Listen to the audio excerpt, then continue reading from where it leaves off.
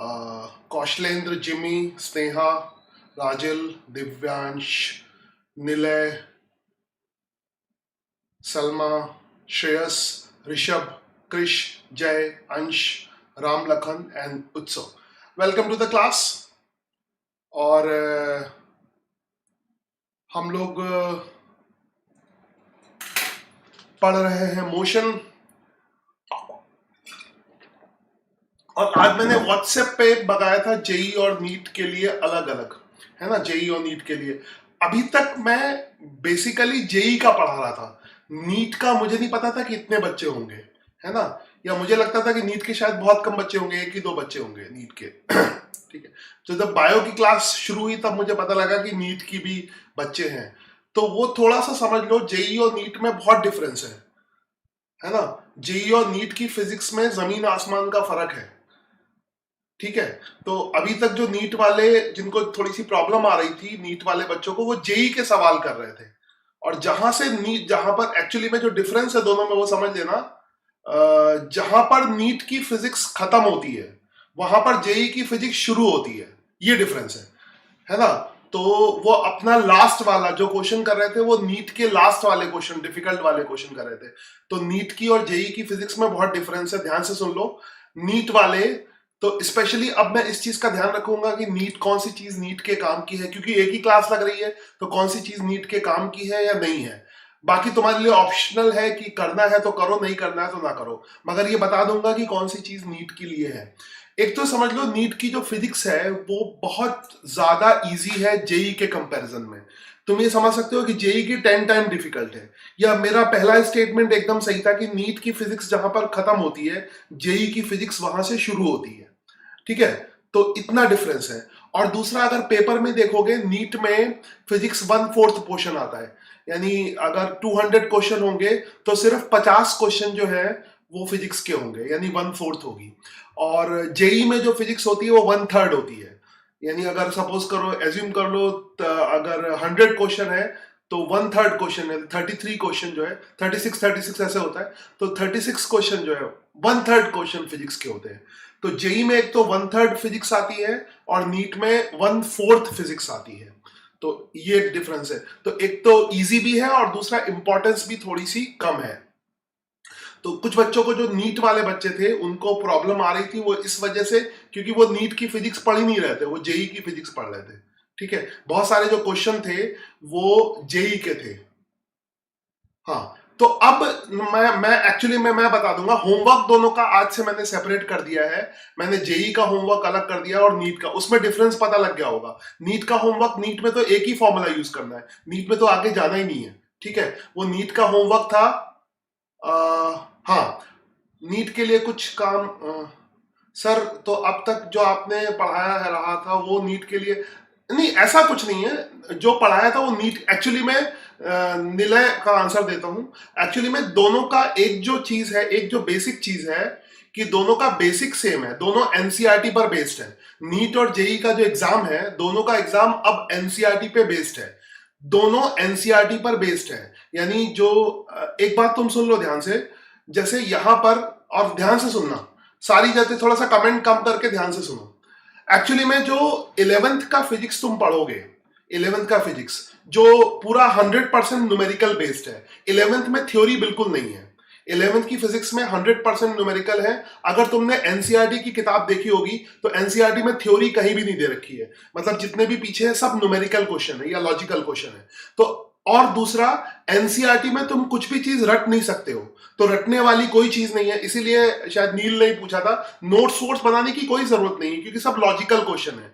कोई भी रट्टा मार के, एनसीईआरटी में कुछ भी रटने वाली चीज नहीं दे रखी है।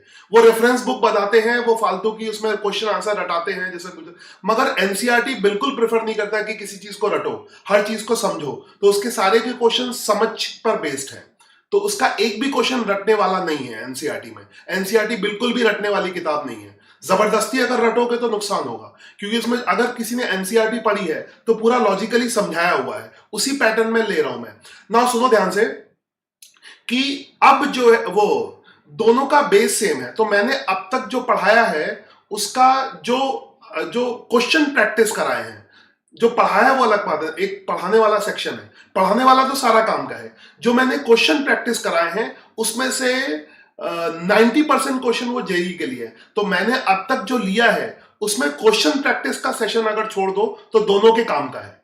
ठीक है, मुझे ये बात ध्यान नहीं थी कि नीट में इतने बच्चे हैं, तो अब जो मैं चेंज करने वाला हूं, पढ़ाने वाला पैटर्न तो सेम रहेगा क्योंकि पढ़ा मैं एनसीईआरटी बेस रहा हूं, है ना, हिसाब से जेई किस, हाँ एनसीईआरटी के क्वेश्चन दोनों का बेस बनाते हैं। एनसीईआरटी के क्वेश्चन दोनों का, एनसीईआरटी के डायरेक्ट क्वेश्चन, मतलब एनसीईआरटी के क्वेश्चन से दोनों लोग क्वेश्चन बनाते हैं, है ना। जैसे अगर सपोज करो, अब क्या है, दोनों एनसीईआरटी बेस का मतलब क्या है, अगर जेई का एग्जाम है एनसीईआरटी, तो अगर सपोज करो फिजिक्स की बात कर रहा हूं मैं, अगर सपोज करो एग्जाम में 10 क्वेश्चन आते हैं, for example 10 question competitive exam में आते हैं, तो 10 में से 2-3 वो एनसीईआरटी पर बेस करके बनाते हैं। अब पिछले कई सालों में जेई और नीट दोनों एनसीईआरटी पर बेस करके क्वेश्चन बनाते हैं। और एनसीईआरटी की बुक आसान नहीं है, एनसीईआरटी की बुक का रट्टा तुम नहीं लगा सकते।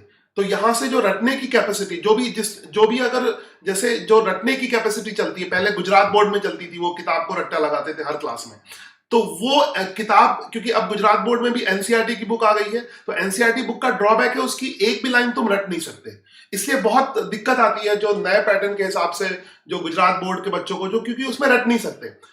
तो रटने का क्या करोगे, उसमें तो पूरा एक्सप्लेनेशन में लॉजिकल एक्सप्लेनेशन दिया है और उसी पर बेस प्रेजेंटेशन बनाया है, तो अब तुम्हें हर चीज को समझना होगा, तो रटना कम से कम करना होगा। तो उस हिसाब से जो मैंने थ्योरी तुम्हें समझाई है शुरू से 15-20 लेक्चर्स में, तो जो पढ़ाया है वो एनसीईआरटी बेस्ड ही था, पूरा बेसिक सबके लिए काम आया था।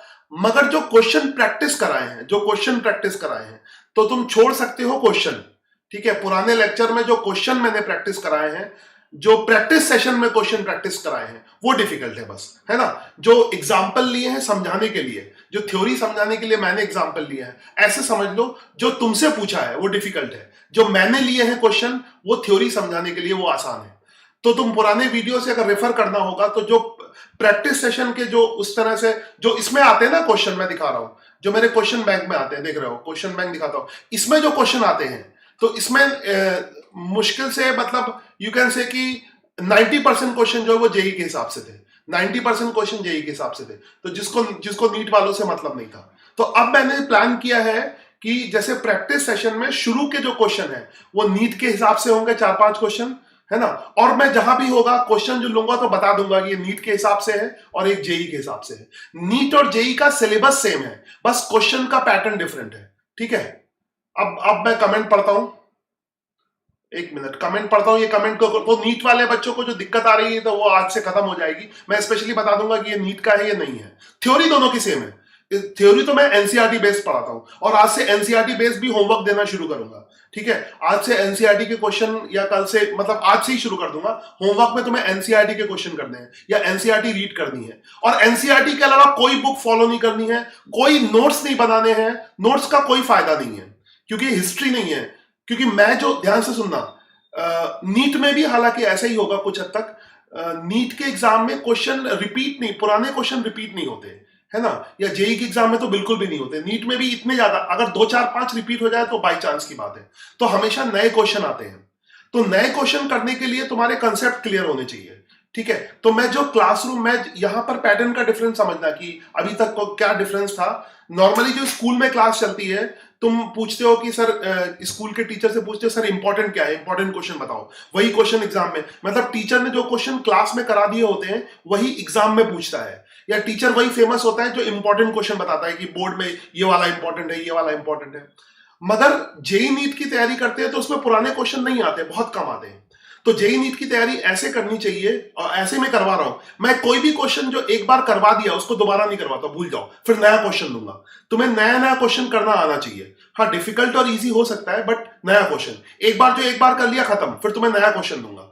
हर क्वेश्चन के पीछे कंसेप्ट सेम है, कंसेप्ट सेम है। तो तैयारी ऐसे, जेई नीट की तैयारी ऐसे होती है कि तुम्हें कंसेप्ट इतना अच्छा हो जाए कि तुम कोई भी क्वेश्चन लगा लो। तुम ये मत पूछो कि कौन सा इंपॉर्टेंट है कौन सा इंपॉर्टेंट नहीं है, इतना अच्छा कंसेप्ट होना चाहिए कि तुम कोई भी नया क्वेश्चन लगा लो। ये है, तो थोड़ा सा साइकोलॉजी में डिफरेंस है।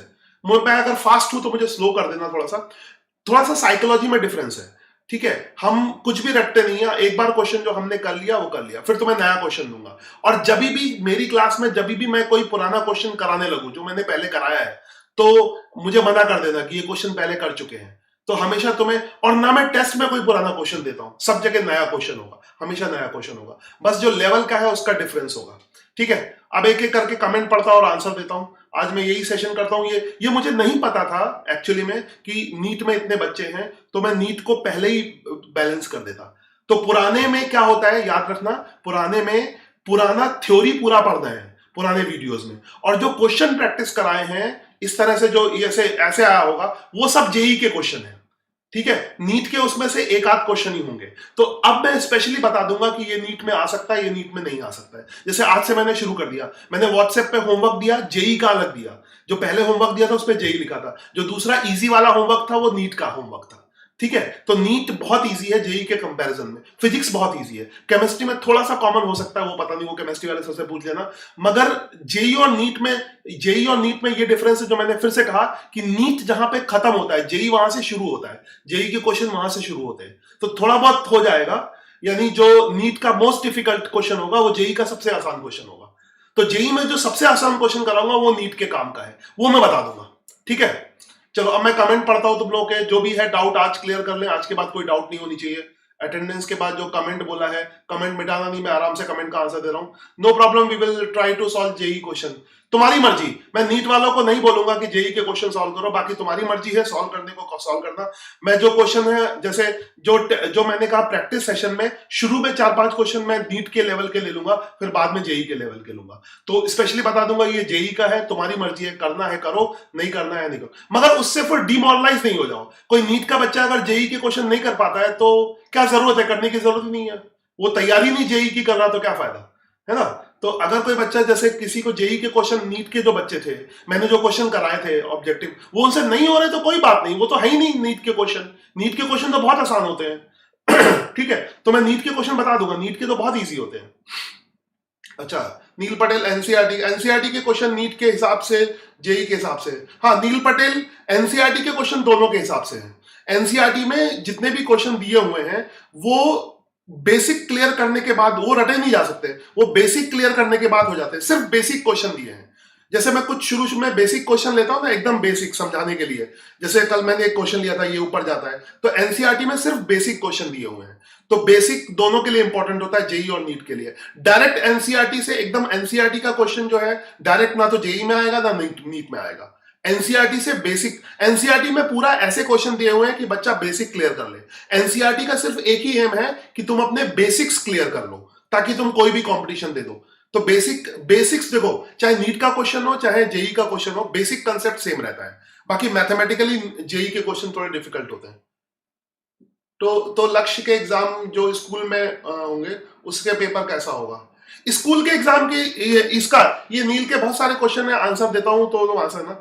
स्कूल के 11th के पेपर का बहुत ज्यादा कोई मतलब नहीं है। देखो यहां पे सुनना ध्यान से, स्कूल का एग्जाम, स्कूल के जो टीचर है, स्कूल का 11th का जो पूरा सिलेबस है वो बोर्ड में तो पूछा नहीं जाएगा। बोर्ड में तुम्हारा अगर 12th बोर्ड की बात करो तो 12th बोर्ड में सिर्फ 12th का सिलेबस आता है जो बोर्ड में एग्जाम होना है। और तुम्हें भी ये पता होगा कि जब तुम्हारी मार्कशीट बनेगी, जब तुम, सॉरी ये बात ध्यान से समझना कि जब तुम पास करोगे, मतलब 12वीं के बाद, तो तुम्हारा कोई 6 के मार्क्स नहीं पूछता, 7 के मार्क्स नहीं पूछता, 8 के मार्क्स नहीं पूछता, सिर्फ 10th के मार्क्स पूछता है। तो 10th के मार्क्स और 12th के मार्क्स, बस। तुम्हें अपने 6 के मार्क्स नहीं याद होंगे, तो 11th के मार्क्स कोई नहीं पूछेगा। ठीक है, 11th के मार्क्स ऐसे ही होते हैं, टाइम पास के लिए होते हैं। तो 11th के मार्क्स कोई नहीं पूछता, 12th के मार्क्स पूछता है। 12th का बोर्ड का होता है और शायद 10th का बोर्ड का होता है। कहीं कहीं अब 10th का बोर्ड भी खत्म करने जा रहे हैं वो लोग, सिर्फ 12th का बोर्ड होगा। तो सिर्फ 12th के बोर्ड के मार्क्स पूछे जाते हैं। तो 12th के बोर्ड में सिर्फ 12th का सिलेबस आता है, 11th का सिलेबस तो आता नहीं है। ठीक है, और 12th के बोर्ड में भी जो 12th का सिलेबस आता है उसमें आखिरी के कुछ चैप्टर हैं, थ्योरी वाले चैप्टर है, 4-5 चैप्टर है, जैसे सेमीकंडक्टर है और लॉजिक गेट है, सेमीकंडक्टर है, न्यूक्लियर है। तो उसमें कुछ थ्योरेटिकल क्वेश्चन बनते हैं जो एकदम केमिस्ट्री की तरह है। जैसे 12th की जो फिजिक्स है, मैं तुम्हें क्लियर कर दूं, बच्चों का डाउट क्लियर कर दूं, बहुत डाउट होते हैं। ठीक है, एक चीज समझना, 12th की जो फिजिक्स है, क्योंकि 12th की फिजिक्स बोर्ड में आएगी, 11th की फिजिक्स का कोई मतलब नहीं है। ट्वेल्थ की फिजिक्स में जो आखिरी के चैप्टर हैं उनका नाम है एटॉमिक स्ट्रक्चर, जो तुम केमिस्ट्री में अभी पढ़ रहे हो। एटॉमिक, अच्छा शक्ल हटा लेता हूं, एक मिनट। आखिरी के चैप्टर है, शक्ल थोड़ी किनारे कर लेता हूं। एटॉमिक स्ट्रक्चर है, सेमीकंडक्टर है, सेमीकंडक्टर है, ये पूरे थ्योरी वाले चैप्टर हैं। सेमीकंडक्टर डिवाइसेस, न्यूक्लियर, ठीक है। आखिरी में जो 5-6 चैप्टर है सेकंड वॉल्यूम में, ट्वेल्थ की फिजिक्स में, फर्स्ट वॉल्यूम में नहीं। बोर्ड का सारा पेपर इसी से आता है। बोर्ड का मेन एम है कि सारे बच्चों को पास कर दे। बोर्ड का एम बच्चों को फेल करना नहीं है, बोर्ड का एम है बच्चों को पास करना। तो वो आसान देता है कि सारे बच्चे पास हो जाए, सारे बच्चे के 90% से ऊपर मार्क्स आ जाए, ठीक है, 80-90% के तो बोर्ड में ज्यादातर क्वेश्चन आखिरी के चैप्टर से आते हैं जो थ्योरी वाले होते हैं, बोर्ड में आते हैं ऐसा, ठीक है, बोर्ड में इस तरह से। तो अगर किसी को बोर्ड में 90% से ऊपर मार्क्स लाने हैं तो 11th में बिल्कुल पढ़ाई करने की जरूरत नहीं है, 12th में भी बिल्कुल पढ़ाई करने की जरूरत नहीं है। खाली बोर्ड के एग्जाम के 2 महीने पहले पढ़ाई शुरू करें। सुनना मेरी बात को, अगर किसी को बोर्ड में अच्छे मार्क्स लाने हैं तो इतना टाइम वेस्ट करने की जरूरत नहीं है। सिर्फ 12th के 2 महीने पहले तैयारी शुरू कर दे, पुराने 10 साल के पेपर देख ले, और उसमें ज्यादातर थ्योरेटिकल आखिरी चैप्टर के क्वेश्चन होंगे, यानी मोर देन 70% आखिरी के पेजेस, आखिरी के चैप्टर से आता है। वो 10 साल के पेपर में से ही पेपर बनाते हैं, तो वो पेपर देख ले, उसके आंसर याद कर ले, और आराम से उसके मोर 80% से ऊपर मार्क्स आ जाएंगे। 90% भी आ सकते हैं। बोर्ड में 90% से ऊपर मार्क्स आते हैं सिर्फ 2 महीने पढ़ के। कोई बच्चा 2 महीने पढ़ के, सिर्फ 2 मंथ, और जो ज्यादा, ये नॉर्मल एवरेज बच्चों की बात कर रहा हूं, एवरेज जो बच्चा है वो 2 महीने पढ़ के बोर्ड में 90% ला सकता है। थोड़ा सा भी इंटेलिजेंट बच्चा है वो सिर्फ 1 महीने पढ़ के बोर्ड में 90% ला सकता है। तो अगर तुम्हें बोर्ड में मार्क्स लाने हैं तो कुछ 11th में पढ़ने की जरूरत नहीं है, सिर्फ 12th के 1 महीने पढ़ो। तो बोर्ड में एवरेज बच्चा, जो एवरेज, अब एकदम ही बेवकूफ हो, एकदम ही जो बिल्कुल ना पढ़ा हो, तो उसके लिए भी 3 महीने बहुत है। 3 महीने में भी वो 10 साल के पेपर रट सकता है। तो एकदम जो सुपर डफर बच्चा, जिसका आईक्यू कुछ भी नहीं है, जिसको कुछ नहीं आता, वो भी 3 महीने में सारा क्वेश्चन आंसर 10 साल का पेपर रट ले, लिख लिख के याद कर ले, उसको रट ले, और उसके 90% मार्क्स सबसे। और जो थोड़ा भी इंटेलिजेंट है, हल्का सुपर इंटेलिजेंट की बात नहीं कर रहा, थोड़ा भी इंटेलिजेंट है, वो सिर्फ 1 महीने पढ़ाई करके बोर्ड में 90% मार्क्स लाता है। तो अभी से अगर तुम्हें बोर्ड में 90, देखो 11th के मार्क्स का कोई मतलब नहीं है, 11th की तो मार्कशीट भी फ्यूचर में पूछी नहीं जाएगी। तो अगर तुम्हें बोर्ड में 90% लाने हैं तो बिल्कुल पढ़ाई करने की जरूरत नहीं है, रिलैक्स करो, छोड़ दो, कुछ करने की जरूरत नहीं है, आराम से करो, ठीक है। तो यानी कि जो पढ़ाई है वो जेई नीट के लिए है, बोर्ड के लिए है ही नहीं। 11वीं जो बच्चा पढ़ रहा है, अपने बेसिक्स क्लियर कर रहा है, वो जेई नीट के लिए क्लियर कर रहा है, क्योंकि जेई नीट में बिना बेसिक क्लियर किए तुम बिल्कुल भी क्वेश्चन नहीं कर सकते हो। तो 11th में जो पढ़ाई है वो जेई और नीट की पढ़ाई है, प्योर फॉर्म में, बोर्ड से कोई लेना देना नहीं है, 100%। स्कूल एग्जाम का जो मतलब है, स्कूल एग्जाम में वो टीचर पे डिपेंड करता है। अगर मैं होऊंगा, अगर मैं तुम्हारा एग्जाम लूंगा तो मैं ऐसे क्वेश्चन पूछूंगा जिससे जेई, मतलब ऐसे क्वेश्चन जैसे मैं टेस्ट में देता हूं, होम टेस्ट में, इस तरह के, जिससे तुम्हारे बेसिक्स चेक कर पाऊं, इस तरह के क्वेश्चन पूछूंगा और उसके बेस पे मार्क्स दूंगा। पुराने कोई क्वेश्चन नहीं पूछूंगा ताकि तुम रट्टा ना लगा पाओ। तो मैं कोई टेस्ट लूंगा, मैं इस हिसाब से लूंगा कि तुम्हारा जेई नीट स्ट्रांग हो, ठीक है। वो टीचर पे डिपेंड करता है कि 11th में, फिर टीचर पे ही डिपेंड करता है उसको 11th में कितने मार्क्स देने हैं, क्योंकि बहुत कुछ 11th में टीचर का मर्जी। टीचर अगर आसान क्वेश्चन देगा तो तुम्हारे अच्छे मार्क्स आ जाएंगे। टीचर तो 11th के पूरे मार्क्स टीचर पे डिपेंडेंट है, तुम बहुत ज्यादा कुछ नहीं कर सकते हो, ठीक है। टीचर को खुश करोगे तो तुम्हारे अच्छे मार्क्स आएंगे, टीचर को दुखी करोगे, ये नॉर्मल स्कूल की बात कर रहा हूं, टीचर अगर तुमसे इरिटेट हो गया तो तुम्हारे बेकार मार्क्स आएंगे। तो टीचर अगर तुम्हें अच्छे मार्क्स नहीं देना चाहे तो तुम कुछ नहीं कर सकते, ठीक है, क्योंकि सब्जेक्टिव एग्जामिनेशन होता है, वो कहीं पे भी गलती काट लेगा। जेई नीट में तो ऑब्जेक्टिव एग्जामिनेशन होता है, तो उसमें तो टीचर का कुछ चलता नहीं है। तुमने ऑप्शन लगाया है ABCD, सही है। जेई नीट में तो पूरा ऑब्जेक्टिव होता है, ABCD आता है, टीचर का कोई रोल नहीं, कंप्यूटर चेक करता है, ठीक है। तुम्हें नॉलेज है, तुमने एबी। जेई नीट का पूरा एग्जाम नॉलेज पर बेस्ड है, और 11th का एग्जाम है टीचर पर बेस्ड है, टीचर पे बेस्ड है। टीचर का जहां मर्जी हो मार्क्स काटेगा। और मैं तुम्हें क्वेश्चन दे रहा हूं, शुरू में बच्चे इतनी गलतियां करते हैं कि मैं कहीं भी मार्क्स काट सकता हूं, क्योंकि बहुत सारी टेक्निकल चीजें होती हैं। जैसे अगर तुमने एक उसके ऊपर वेक्टर नहीं लगाया, जैसे किसी बच्चे ने, ये मैं थोड़ा एग्जांपल दे रहा हूं, जैसे किसी बच्चे ने ये इक्वेशन लिख दी, v = u + at इक्वेशन लिख दी, मैं इसको काट दूंगा, मैं बोलूंगा ये गलत है। क्यों गलत है? क्योंकि तुमने इसके ऊपर वेक्टर नहीं लगाया। तुम कहोगे ये सही है, मैं कहूंगा गलत है, मैं कहूंगा v = मैं 0। देखो, अब ये टीचर के ऊपर डिपेंड करता है। टीचर ने पूछा कि इमोशन की इक्वेशन लिखो, मान लो टीचर ने 1 नंबर का क्वेश्चन दिया, मोशन की इक्वेशन लिखो, तुमने लिख दिया v is equal to u plus at, तो ये टीचर का मन है कि तुम्हें एक नंबर देता है, और टीचर का मन होगा 0 नंबर देगा, है ना। उसका मन होगा तो 1 नंबर देगा, नहीं मन होगा तो 0 नंबर देगा। गलती क्या है तुम्हारी, तुमने वेक्टर नहीं लगाया। और लॉजिकली तुम टीचर के अगेंस्ट नहीं जा सकते, तुम्हारे गलत है इक्वेशन, बिना वेक्टर की इक्वेशन गलत है, तो वैसे सही भी है। तो ऐसे बहुत सारे पॉइंट होते हैं जो टीचर पे डिपेंड करते हैं। तो 11th में मार्क्स टीचर पे डिपेंड करते हैं, ठीक है। बोर्ड के मार्क्स की चिंता मत करो, बोर्ड में तो 1 महीने उसमें थ्योरेटिकल आता है, उसमें किसी बच्चे के डफर से डफर बच्चे के भी मार्क्स 80% से ऊपर आते हैं, बहुत बेकार जो बच्चा है, और वो सिर्फ 1 महीने पढ़ाई करके। बोर्ड में उस बच्चे के मार्क्स कम आते हैं जिसने बिल्कुल भी पढ़ाई ना की हो, बिल्कुल भी 2 साल बिल्कुल पढ़ाई ना की हो, एग्जाम के 1 दिन पहले किताब देखी हो, वो उसके मार्क्स खाली कम आते हैं। जिसने जरा से भी 1 महीने भी पढ़ाई की है वो बोर्ड में 80% से ऊपर लाएगा एवरेज बच्चा। तो आई थिंक तुम्हें क्लियर हो गया होगा, कमेंट पढ़ूंगा तो इसलिए बता रहा हूं। तो 11th की सारी पढ़ाई जेई नीट के लिए है, तो अभी रुक जाओ। अगर तुम्हें बोर्ड में 90% से ऊपर लाने हैं, कोई जरूरत नहीं, बंद कर दो सब पढ़ाई। 11th में रिलैक्स करो, घूम के आओ कहीं पे आराम से, 12th के 2 महीने पहले पढ़ लोगे, सफिशिएंट है। बोर्ड में 90% लाने के लिए, एवरेज बच्चे में 90% लाने के लिए 2 महीने की पढ़ाई सफिशिएंट है, बाकी टाइम पास है। और क्वेश्चन पूछता हूं, और बहुत सारे क्वेश्चन आज मैं काउंसलिंग कर देता हूं जल्दी जल्दी, क्योंकि फिर ये बार बार मेरे से मत पूछना, है ना। ये हो गया, ये हो गया, आई थिंक मैंने क्लियर कर दिया। मैं फास्ट होगा तो स्लो कर देना। आई थिंक सवाल है नील के, नो प्रॉब्लम, वी विल, ये है सर अब तक आपने जो पढ़ाया है नील समझ गए होगे, जो क्वेश्चन कराए हैं उनको जरूरत नहीं, वो जेई के थे, मगर थ्योरी जो पढ़ाई है वो दोनों की है, वो नीट के काम की है। नीट बेसिक तो सबका सेम होता है, एनसीईआरटी के क्वेश्चन नीट के हिसाब से, दोनों के हिसाब से, दोनों के बेसिक क्लियर करते हैं। तो लक्ष्य के एग्जाम जो स्कूल में, उसके पेपर कैसे होंगे उसकी चिंता मत करो, उसकी चिंता की बात नहीं है। वो पेपर कैसे भी हो, वो मार्क्स मैटर नहीं करते हैं। नील पटेल 11th के मार्क्स बिल्कुल मैटर नहीं करते हैं, क्योंकि 11th फ्यूचर में 4 साल बाद तुमसे कोई नहीं पूछेगा कि तुम्हारे, मतलब जेई नीट में एंट्रेंस के लिए तुमसे ये कोई नहीं पूछेगा तुम्हारे 11th के मार्क्स कितने हो, तुम्हारे बोर्ड के मार्क्स पूछे जाएंगे। तो वो पेपर की चिंता मत करो, उसमें वो तो खाली प्रैक्टिस कराने के लिए होते हैं, वो कठिन भी हो सकते हैं, इजी भी हो सकते हैं। हाँ, टेस्ट तो अलग अलग नहीं होगा, जो लाइव टेस्ट होगा उसमें मैं देखो, नीट का जो क्वेश्चन है वो जेई वाले कर सकते हैं, क्योंकि नीट जहां खत्म होता है जेई वहां पे शुरू होता है, ठीक है। तो नीट के क्वेश्चन तो वो तो जेई के शुरुआती क्वेश्चन, तो नीट के सारे क्वेश्चन जेई वाले कर सकते हैं, मगर जेई वाले खत्म करने के बाद आगे नहीं जाना चाहेंगे। मैंने ये याद रखो, वहां पे नीट जहां पे खत्म होता है, नीट इधर एंड हो गया, नीट का एंड, मैंने बार बार ये स्टेटमेंट बोला, मुझे बहुत अच्छा लगता है, नीट का जो एंड है वो जेई की शुरुआत है, ठीक है, जेई की शुरुआत है। तो जेई वाले तो वो इनिशियल लेवल के, तो जेई वाले सब नीट के क्वेश्चन कर सकते हैं, मगर नीट वालों को करने की जरूरत नहीं है। नीट वाले अगर करते हैं तो वो नीट से ऊपर जाते हैं, तो उसकी जरूरत नहीं है, ठीक है।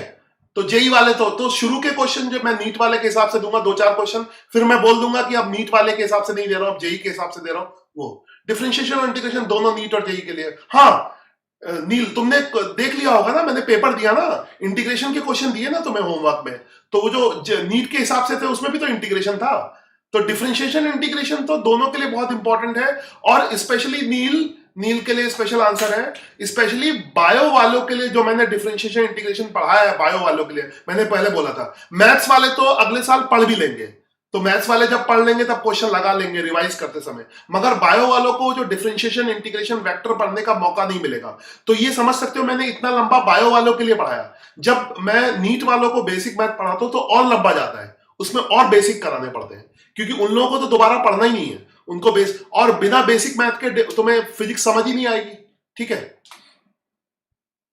नहीं निलय, जरूरत नहीं है सेपरेट ग्रुप नीट, तो मैं हाँ कर सकते हैं इसको, ये इस पे मैं सोचूंगा। तो सारे जो नीट वाले बच्चे एक बार मुझे मैसेज कर देना कि सेपरेट ग्रुप, तो मैं सेपरेट ग्रुप बना लूंगा, है ना निलय, ठीक है, सेपरेट ग्रुप बना सकता हूँ, इसमें कोई दिक्कत नहीं है। चलो सेपरेट ग्रुप, आज नीट वालों बच्चों की प्रॉब्लम सॉल्व कर दो। क्रिश मैसेज डिलीट मत करो, आईटी के एडमिशन के लिए बोर्ड्स का रिजल्ट चाहिए होगा। हाँ कुलदीप, बोर्ड्स में तुम्हें आईआईटी में एडमिशन नहीं होगा अगर तुम्हारे 60% से कम है। कुलदीप, बोर्ड में 60% से ऊपर चाहिए होता है, 60% से ऊपर, हाँ शायद नीट के लिए 75% के ऊपर और बोर्ड के लिए 60% से ऊपर चाहिए होता है, मगर ये शायद चेंज भी कर सकते हैं, ये कोई रूल फिक्स नहीं है, कभी भी चेंज भी हो सकता है कि हर किसी को अलाउ कर दें। तो फिलहाल तो 60% से ऊपर चाहिए होता है। 60% सभी देखो, बोर्ड में 80% से नीचे, जिस बोर्ड में अगर किसी बच्चे के मार्क्स 80% से नीचे हैं तो समझ लो उसने एग्जाम के सिर्फ एक हफ्ते पहले पढ़ाई की है। कोई भी बच्चा जिसने एग्जाम के एक महीने पहले भी पढ़ाई की है उसके 80% से कम मार्क्स नहीं आ सकते, बिल्कुल बेकार बच्चा है तो। अगर बिल्कुल ही पढ़ाई नहीं की है, एकदम किताब लेके सोया बैठा रहा है, खाली एक दिन पहले पढ़ा है, एक हफ्ते पहले पढ़ा है, तो उसके 80% से कम मार्क्स आएंगे। तब भी फेल नहीं होगा वो, 80% से कम मार्क्स आएंगे, 60-70 के आसपास आएंगे, 60% से ऊपर आ सकते हैं। लक्ष्य में तो नील, लक्ष्य में तो अभी तो तुम्हारा रिपोर्ट तैयार है। मैं जो एक्चुअली में अभी जो हमारा थोड़े बहुत एग्जाम होते रहेंगे, मगर जो डिसाइड होगा, मेरा जो पैटर्न है अभी, जो डेली एग्जाम के बेसिस पे, जो अभी डेली टेस्ट ले रहा हूं, और ऐसे ही बहुत ज्यादा, मतलब एग्जाम नहीं होता, एग्जाम बहुत ज्यादा होता है। नॉर्मल तो हाफ ईयरली होता है, फाइनल एग्जाम होता है। मैं तो क्या लेता हूं, हर दूसरे तीसरे दिन टेस्ट ऐसे ले लिया। इस टेस्ट की अभी रिपोर्ट बनेगी, उस रिपोर्ट के बेसिस पे एनालिसिस करेंगे कि क्या अच्छा है। देखो, मेरे हिसाब से एक दिन एग्जाम से, जैसे मुझे जो लगता है, जैसे स्कूल की जो पढ़ाई होती है उसमें हाफ ईयरली में एग्जाम लेते हैं, फाइनल, 2 एग्जाम के बेसिस पे कैसे डिसाइड कर सकते कोई बच्चा अच्छा है नहीं अच्छा है। मेरे हिसाब से कम 200 एग्जाम तो होने चाहिए, 200, कम से कम 100 तो होने चाहिए। तो उस पे, जैसे हम साइंस में प्रयोग करते हैं, अभी लैब में जाओगे, एक्सपेरिमेंट करोगे जी की वैल्यू निकालने का, तो जी की वैल्यू एक बार एक्सपेरिमेंट नहीं करते हैं, 8-10 बार एक्सपेरिमेंट करते हैं, ठीक है, फिर उसकी एवरेज वैल्यू निकालते हैं। तो मगर जब हम एग्जाम लेते हैं तो 2 एग्जाम से कैसे एवरेज डिसाइड कर लेते हैं। मेरा जो मानना है, कम से कम 100 एग्जाम होने चाहिए, और 100 एग्जाम के बाद डिसाइड करना चाहिए कि वो बच्चा कैसा है। तो मैं अपना वही करता हूं, ठीक है। रोज टेस्ट इस तरह से लेता हूं जैसे तुमने टेस्ट है, वो टाइम बाउंडेड, अभी ऑनलाइन भी हो रहा है, ऑफलाइन भी ऐसे करता हूं, डेली टेस्ट, या 2 दिन बाद टेस्ट लेता हूं, उसके मार्क्स लेता हूं, वो ऐड करता हूं, फिर डिसाइड करता हूं कौन बच्चा अच्छा है बुरा है, सबके फिर कंपैरिजन करते हैं, और फिर उसके बाद कोई भी एग्जाम लोगे उसमें मार्क्स उतने ही आते हैं, ठीक है।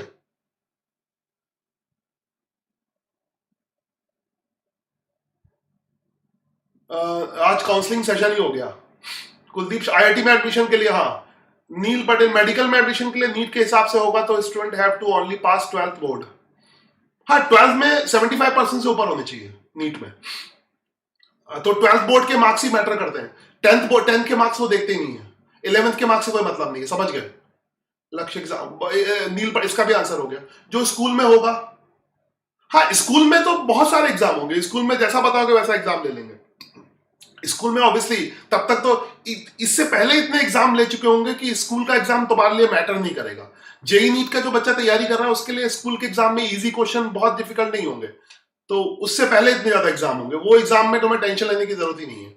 वो तो डेली टेस्ट दे दो, वो मैं वही नीट और उसके सब्जेक्टिव एग्जाम ही लूंगा, क्वेश्चन वगैरह लेके, वो बहुत ज्यादा डिफिकल्ट नहीं होंगे, ठीक है। वो तो खाली तुम्हें ये डिसाइड, वो तुम्हें मार्क्स कर, एक्चुअली में एग्जाम 2 तरह से होते हैं। एक तो एग्जाम होते हैं तुमको चेक करने के लिए कि फ्यूचर में काम आएगा, परसेंटेज के लिए।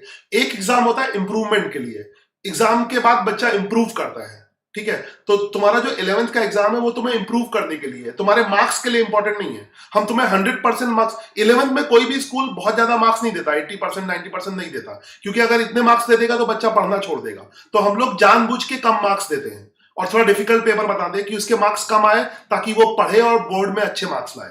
तो आज मैं सीक्रेट तुम्हें बता रहा हूं, ठीक है। तो 11th के मार्क्स बहुत ज्यादा टेंशन मत लो, 11th में हम तुम्हें जानबूझ के मार्क्स कम देंगे ताकि तुम आगे पढ़ो, 12th में अच्छे मार्क्स लाओ, ठीक है। अरे यार, ये बार बार जो है वो 11th के मार्क्स, मैंने बताया 11th का एग्जाम तुम्हें इंप्रूव करने के लिए है, तुम्हें पेपर चेक करने के लिए नहीं। 11th में पास फेल का कोई मतलब नहीं, 11th वैसे भी कोई फेल नहीं होता 11th में। अरे वो संभाल लेना ही है कुलदीप, तो वो सीक्रेट पे आ गया, संभाल लेना, एकदम देसी आदमी वो उस पे आ जाते हैं कि संभाल लेना बहुत डिफिकल्ट है।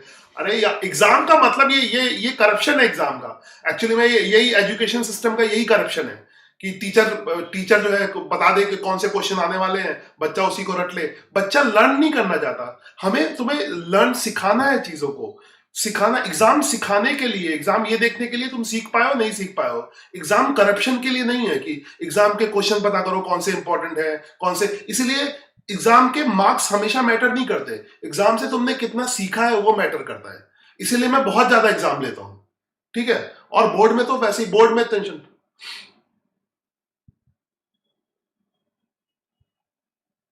नहीं ऋषभ, सब्जेक्टिव क्वेश्चन में मैं मैक्सिमम मार्क्स जानबूझ के नहीं बनाता, ठीक है। अभी तो मैं शायद संडे को रिपोर्ट आ जाएगी, रिपोर्ट में दिखाऊंगा तुम्हें। मैं जानबूझ के मैक्सिमम मार्क्स नहीं बनाता, इससे तुम्हें जेई का थोड़ा परसेंटाइल सिस्टम भी क्लियर होगा। जेई में भी ऐसे ही होता है, मेंस में ऐसे ही होता है, उसमें मैक्सिमम मार्क्स मैटर नहीं करता, उसमें एक बच्चे के रिस्पेक्ट में कितना मार्क्स आया वो मैटर करता है।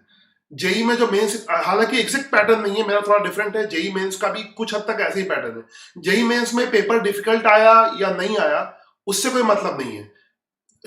डिफिकल्ट होगा तो सबके लिए डिफिकल्ट होगा, इजी होगा तो सबके लिए। तो कभी तो मैं आराम से जेई मेंस का पैटर्न समझाऊंगा, ठीक है। तो उसमें मैक्सिमम मार्क्स मैटर नहीं करता, उसमें ये बात मैटर करता है कि एक बच्चे का दूसरे के रिस्पेक्ट में कितना मार्क्स है।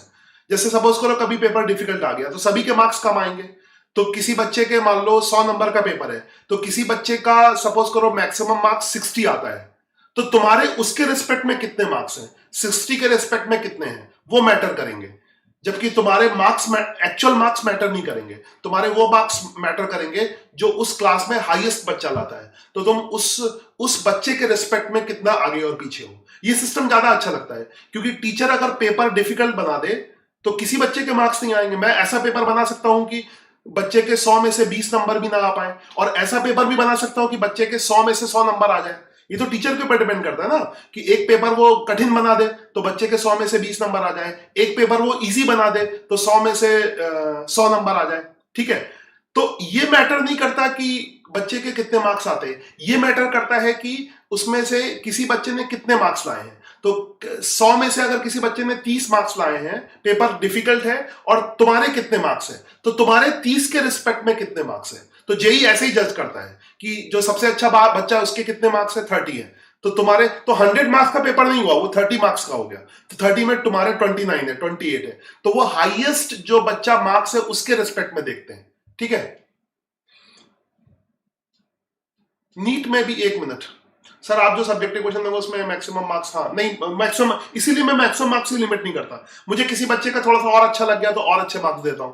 और वैसे भी जो सब्जेक्टिव पेपर होता है स्कूल में, उसमें प्रेजेंटेशन के बहुत मार्क्स होते हैं। मैं एक बात क्लियर कर दूं, जैसे स्नेहा का प्रेजेंटेशन बहुत अच्छा है, तो वो उसके पहले से ही मार्क्स है, क्योंकि जो बोर्ड में या सब्जेक्टिव एग्जाम है उसमें तुम्हारे नॉलेज के मार्क्स नहीं होते हैं, जैसे ऑब्जेक्टिव एग्जाम में नॉलेज का होता है। कोई बच्चा प्रेजेंट अच्छा करे या ना करे उससे मतलब नहीं है, अगर उसने आंसर टिक लगाया, ए सही है तो उसने ए लगाया, तो उसको पूरे मार्क्स मिलेंगे। अगर उसने गलत आंसर लगाया तो उसके नेगेटिव हो जाएंगे। मगर सब्जेक्टिव में क्या होता है कि किसी बच्चे को नॉलेज है और उसने बहुत अच्छा प्रेजेंट किया है, तब उसके अच्छे मार्क्स होंगे। अगर उसने बेकार प्रेजेंटेशन किया है तो मार्क्स कटेंगे। तो सब्जेक्टिव में मार्क्स सिर्फ नॉलेज के नहीं होते हैं। तो इसलिए सब्जेक्टिव के जो मार्क्स हैं स्कूल में, तुम अभी तक सब्जेक्टिव एग्जाम देते आए हो तो तुम्हें पता होगा, कभी कभी बहुत अच्छे बच्चे के भी बेकार मार्क्स आते हैं। वो इसलिए क्योंकि उसका प्रेजेंटेशन अच्छा नहीं होता है। तो सब्जेक्टिव, क्योंकि सब्जेक्टिव एग्जाम में टीचर को जो समझ में आता है उसके अकॉर्डिंग मार्क्स देता है, तुम्हारी नॉलेज के अकॉर्डिंग मार्क्स नहीं देता है। मैं अभी तो पर्सनली तुम लोगों से किसी से नहीं मिला हूं, तो कोई पर्सनल इंटरेक्शन भी किसी से नहीं हुआ है, तो खाली तुम्हारी कॉपी देख के, हाँ जब किसी बच्चे से मिल लूं तो कोई बच्चा कभी कभी होता है, कोई बच्चा अच्छा लग गया, कोई बच्चा अच्छा नहीं लगा। मगर ऑनलाइन में अभी तो मैं किसी से नहीं मिला हूं, तो किसी से पर्सनल इंटरेक्शन मेरा नहीं है, तो सिर्फ तुम्हारी कॉपी के मार्क्स मिल रहे हैं। अगर तुमने पेपर देखे होंगे, किसी के मार्क्स बहुत अच्छे हैं, मतलब उसका प्रेजेंटेशन बहुत अच्छा है, किसी के मार्क्स बेकार है, उसका प्रेजेंटेशन खराब है। तो जब जो सब्जेक्टिव एग्जाम होता है उसमें प्रेजेंटेशन बहुत मैटर करता है, इसीलिए मैं सब्जेक्टिव एग्जाम सिर्फ प्रेजेंटेशन इंप्रूव करने के लिए लेता हूं। तो सब्जेक्टिव एग्जाम में जो क्वेश्चन लेता हूं वो बहुत डिफिकल्ट भी नहीं होते, बहुत ईजी भी नहीं होते, वो दोनों के लेवल के होते हैं, जेई नीट दोनों के लेवल के होते हैं, मगर वो खाली प्रेजेंटेशन इंप्रूव कराने के लिए होते हैं, है ना। तो लास्ट में जो सब्जेक्टिव एग्जाम लेता हूं उसका रीजन है प्रेजेंटेशन इंप्रूव कराना। और उसमें ध्यान रखना, कुलदीप या जो भी है, वो अलग अलग पेपर में नहीं करना, 2 पेपर में नहीं करना, सिंगल पेपर में एक क्वेश्चन करना है। मुझे चेक करने में बहुत दिक्कत आती है, ठीक है। तो सिंगल पेपर में सारा क्वेश्चन, इसीलिए मैं 1-2 दिन से टेस्ट नहीं दे रहा था, ताकि तुम्हें समझा दूं। ऊपर जो सब्जेक्टिव टेस्ट, जो लास्ट में सब्जेक्टिव टेस्ट होते हैं, आज केमिस्ट्री की क्लास के बाद होगा, तो उसमें सुन लो ध्यान से सारे बच्चे, क्या क्या तुम्हें करना है। कि एक तो पेपर पे नाम लिखना कंपलसरी है, अगर तुम नाम नहीं लिखोगे तो तुम्हारे मार्क्स फीड नहीं हो पाए। एक्चुअली मैं सारे सब्जेक्टिव एग्जाम पे बेस्ड मैं एक रिपोर्ट बना रहा हूं, और वो रिपोर्ट ही असली रिपोर्ट होती है ना। हाफ ईयरली और फाइनल के एग्जाम तो एक एक बार होते हैं, वो उतना मैटर नहीं करता। मेरी जो रिपोर्ट बनती है वो एकदम ब्लूप्रिंट होता है, बच्चा वैसे ही परफॉर्म करता है, क्योंकि मैं बहुत सारे टेस्ट लेता हूं, उसके बेसिस पे डिसाइड करता हूं, एक टेस्ट के बेसिस पे नहीं। एक टेस्ट में तो किसी बच्चे के मार्क्स कम आ सकते हैं, ज्यादा आ सकते हैं, एक टेस्ट तो बाई चांस की बात होती है, कभी उसका दिमाग चल गया कभी नहीं चला। मगर जब 100 टेस्ट होते हैं तब उसका पूरा एवरेज एनालिसिस होता है, तो मेरी रिपोर्ट में वैसे ही होता है, ठीक है, वो करूंगा। तो लास्ट में जो एग्जाम है वो मैंने 2-3 दिन से नहीं लिए हैं, वो इसलिए ताकि तुम्हें समझा दूं कि तुम्हें कैसे देना है। सिंगल पेपर में देना है, ऊपर अपना नाम लिखना है, 2 पेपर नहीं होने चाहिए, और नाम लिखने के बाद प्रॉपर प्रेजेंटेशन जितना अच्छा होगा। तो तुमने अगर सबके मार्क्स कंपेयर किए होंगे तो आई थिंक स्नेहा के 1-2 बच्चों के बहुत ज्यादा मार्क्स है, 7 मार्क्स है। बाकी बच्चों के जैसे कुलदीप ने भी सही किया है, मगर वो अलग अलग पेजेस में किया है, उसका प्रेजेंटेशन बेकार है, ठीक है। तो बेकार प्रेजेंटेशन पे बेकार मार्क्स होंगे, अच्छे प्रेजेंटेशन पे अच्छे मार्क्स होंगे। हाँ, सब्जेक्टिव एग्जामिनेशन से किसी भी काबिलियत का पता नहीं, इसीलिए तो कोई भी कॉम्पिटेटिव एग्जामिनेशन, कुलदीप का सवाल अच्छा है, इसीलिए कोई भी कॉम्पिटेटिव एग्जामिनेशन सब्जेक्टिव नहीं होता है, ठीक है। कोई भी कॉम्पिटेटिव एग्जामिनेशन सब्जेक्टिव नहीं होता, सारे कॉम्पिटेटिव एग्जाम ऑब्जेक्टिव होते हैं, ठीक है। तो काबिलियत सिर्फ ऑब्जेक्टिव से पता लगती है। हाँ, सवाल लेना ही है सर, आप सब्जेक्टिव क्वेश्चन देते हो तो उसमें मैक्सिमम, हाँ मैक्सिमम मार्क्स की लिमिट नहीं हो, समझ जाओगे पैटर्न तुम, जब रिपोर्ट आएगी तब पता लगेगा। ये एक्चुअली में मैक्सिमम मार्क्स ये समझ गए होगे, ये मैं जेई नीट के हिसाब से कर रहा हूं, तुम्हें परसेंटाइल का सिस्टम समझ में आए। परसेंटाइल जेई नीट में परसेंटाइल चलती है, नीट में भी फिजिक्स का लेवल सेम होगा। तो नीट की भी बात बता रहा हूँ, नीट में तो इजी होता है, मैंने 3 बार बोला, नीट की फिजिक्स जहां खत्म होती है जेई की शुरू होती है, ठीक है। तो याद रखोगे नीट में फिजिक्स का लेवल बहुत ईजी है, कि वो क्वेश्चन मैक्सिमम मार्क्स बता दो आप सर पे ही बता दो। उस क्वेश्चन में जो मैक्सिमम मार्क्स होंगे वो तुम पेपर देख लिया करो, जिस बच्चे को मैंने जो मैक्सिमम मार्क्स दिए वो मैक्सिमम मार्क्स है। जैसे किसी क्वेश्चन में चेक करके 7 मार्क्स मैक्सिमम आ रहे हैं तो वही मैक्सिमम है। चलो बस हो गया, you are correct, yes you are correct, thank you. चलो अब तुम क्लियर हो गया, अब मैं पढ़ाना शुरू करता हूँ। कोई भी डाउट है वॉइस मैसेज भी भेज सकते हो अगर डाउट है, बहुत सारे है ना, मैंने सारे कमेंट पढ़ लिए, एक आध कमेंट नहीं पढ़े you can send voice message, या दोबारा भेज सकते हो। कमेंट बहुत आ गए इसलिए मैं आई थिंक सब क्लियर हो गया होगा, और आज से मैं नीट के हिसाब से शुरू कर दूंगा क्वेश्चन बताना कि ये जेई का है ये नीट का है। तो अब अपना टॉपिक शुरू करता हूँ, विल स्टार्ट टॉपिक। एक बार चार्जर लगा लूं।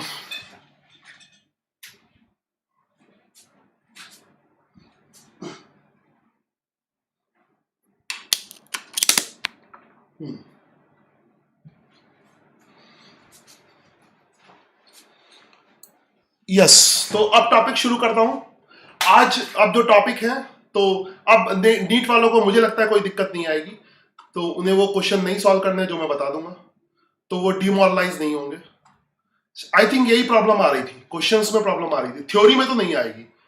थ्योरी में तो दोबारा देख लो तुम, अगर आती है, अगर बाय द वे थ्योरी में प्रॉब्लम आती है तो जैसे ही लॉकडाउन मतलब ओवर होगा स्कूल में, तो वो वीडियोस रहेंगे, वो वहां पे मैं एक्सप्लेन कर दूंगा, ठीक है। एग्जैक्टली जिस पोर्शन में तुम वीडियो में संभाल के रखो कि कहां पर समझ में नहीं आया, तो मैं लाइव क्लास में एक्सप्लेन कर दूंगा, या फिर तुम ऐसे, है ना, स्टार्टिंग से थ्योरी वाले,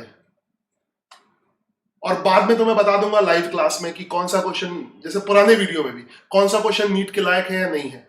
एक्चुअली में ये जो वीडियो है मेरी अपनी बुक तैयार हो गई, यही मेरा कंटेंट तैयार हो गया है ना, यही एक बुक से ज्यादा मटेरियल हो गया। अभी तक तो जो मटेरियल तुम्हारे पास है that is more than book, और बहुत ही सिलेक्टेड है, बहुत सारा मटेरियल है वीडियो में। चलो शुरू करता हूँ, बकवास बंद करता हूँ।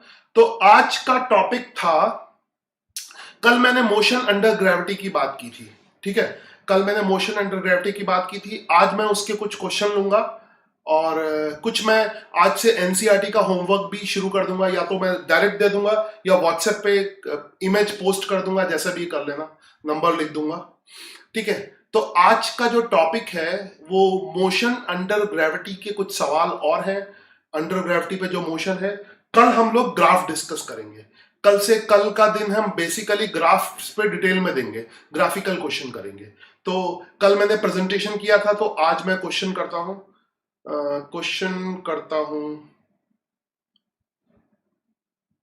ठीक है। हाँ ये क्वेश्चन है, ये क्वेश्चन मैंने लिए हैं, ये बोर्ड के लेवल के हैं, ये स्कूल लेवल के क्वेश्चन है, ये ज्यादा डिफिकल्ट नहीं है, ये नीट लेवल के हैं, ठीक है। तो इसमें अब मैं हमेशा बताऊंगा, ये नीट लेवल का क्वेश्चन समझ सकते हो, और स्कूल लेवल का भी है, स्कूल में सब्जेक्टिव फॉर्म में पूछा जाएगा, एनसीईआरटी किताब में भी ऐसे 1-2 क्वेश्चन दिए हुए हैं। तो बहुत आसान क्वेश्चन ले रहा हूं पहले मैं। फोटो को मैं किधर करता हूं, इधर उधर करता हूं।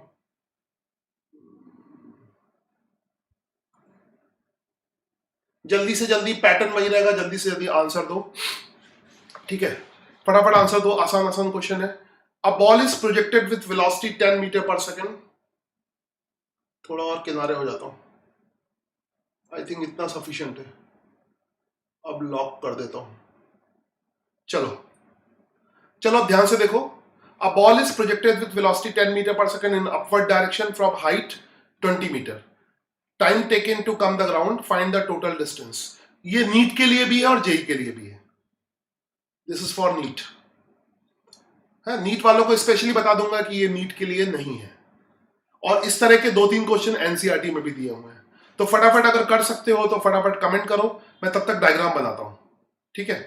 अ ball is projected with velocity, first का बी आंसर भी आ गया, है ना। A ball is projected with velocity 10 in upward direction from height 20 metre.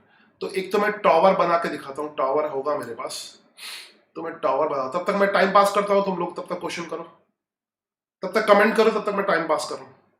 मतलब टाइम पास नहीं, टॉवर ओवर बना रहा हूँ, टाइम पास नहीं है। मतलब हम लोग टाइम पास करने के लिए आते हैं। ये मैंने टावर बना लिया बढ़िया सा, ठीक है। डायग्राम जरूर बनाओ, ठीक है। तो अगर इसको व्हाट्सएप कर सकते हो पूरा सोल्यूशन तो यू आर मोस्ट वेलकम। मेरा व्हाट्सएप हमेशा तुम्हारे लिए खुला रहता है। वॉइस मैसेज या सोल्यूशन सेंड कर सकते हो व्हाट्सएप पे, वॉइस मैसेज या सोल्यूशन सेंड कर सकते हो जिसकी इच्छा हो, ठीक है। It is always open for voice message and solution. जैसे सोल्यूशन आएगा मैं दिखा दूंगा, ठीक है। एक्चुअली में तो पूरा सॉल्व करना पड़ता है, स्कूल में तो पूरा सॉल्व करना पड़ता है। अब जैसे ये सवाल मैं स्कूल में ही पूछ सकता हूं, है ना, एनसीईआरटी बुक में दिया तो पूरा सॉल्व करके दिखाना पड़ेगा। ऑब्जेक्टिव में सॉल्व, रफली सॉल्व कर लो, कोई दिक्कत नहीं। प्रोजेक्टेड विद वेलोसिटी 10 मीटर पर सेकंड, एक बॉल को मैंने ऊपर की तरफ प्रोजेक्ट किया है विथ वेलोसिटी 10 मीटर पर second.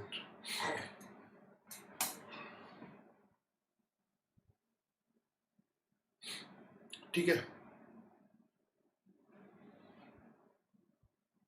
Find the time taken bye, find the total distance travelled by the ball. ये थोड़ा सा मैं कोशिश करता हूं ब्लैक में जाने की कोशिश करता हूं, एक मिनट एक मिनट वेट करना है, ब्लैक स्क्रीन करने की कोशिश करता हूं। थोड़ा सा व्हाइट स्क्रीन आंखों में चुभता है, मेरी भी आंखों में। लक्ष्य वेरी गुड, भेज भी दिया किसी ने। व्हाट्सएप लेके आता हूं।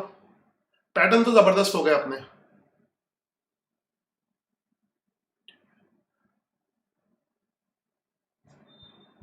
व्हाट्सएप लेके आता हूं और ब्लैक स्क्रीन लेके आता हूं।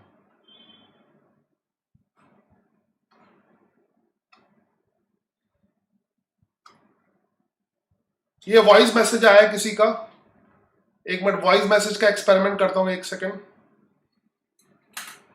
और इस सवाल को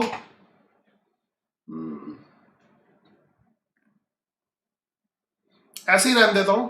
वॉइस मैसेज, सीधा वॉइस मैसेज सबको सुनाई देता है कि नहीं सुनाई देता है, ये बहुत अच्छा लगा मुझे, इससे मुझे डाउट अच्छी से क्लियर हो जाती है। ये किसने भेजा होगा, प्ले करता हूं वॉइस मैसेज।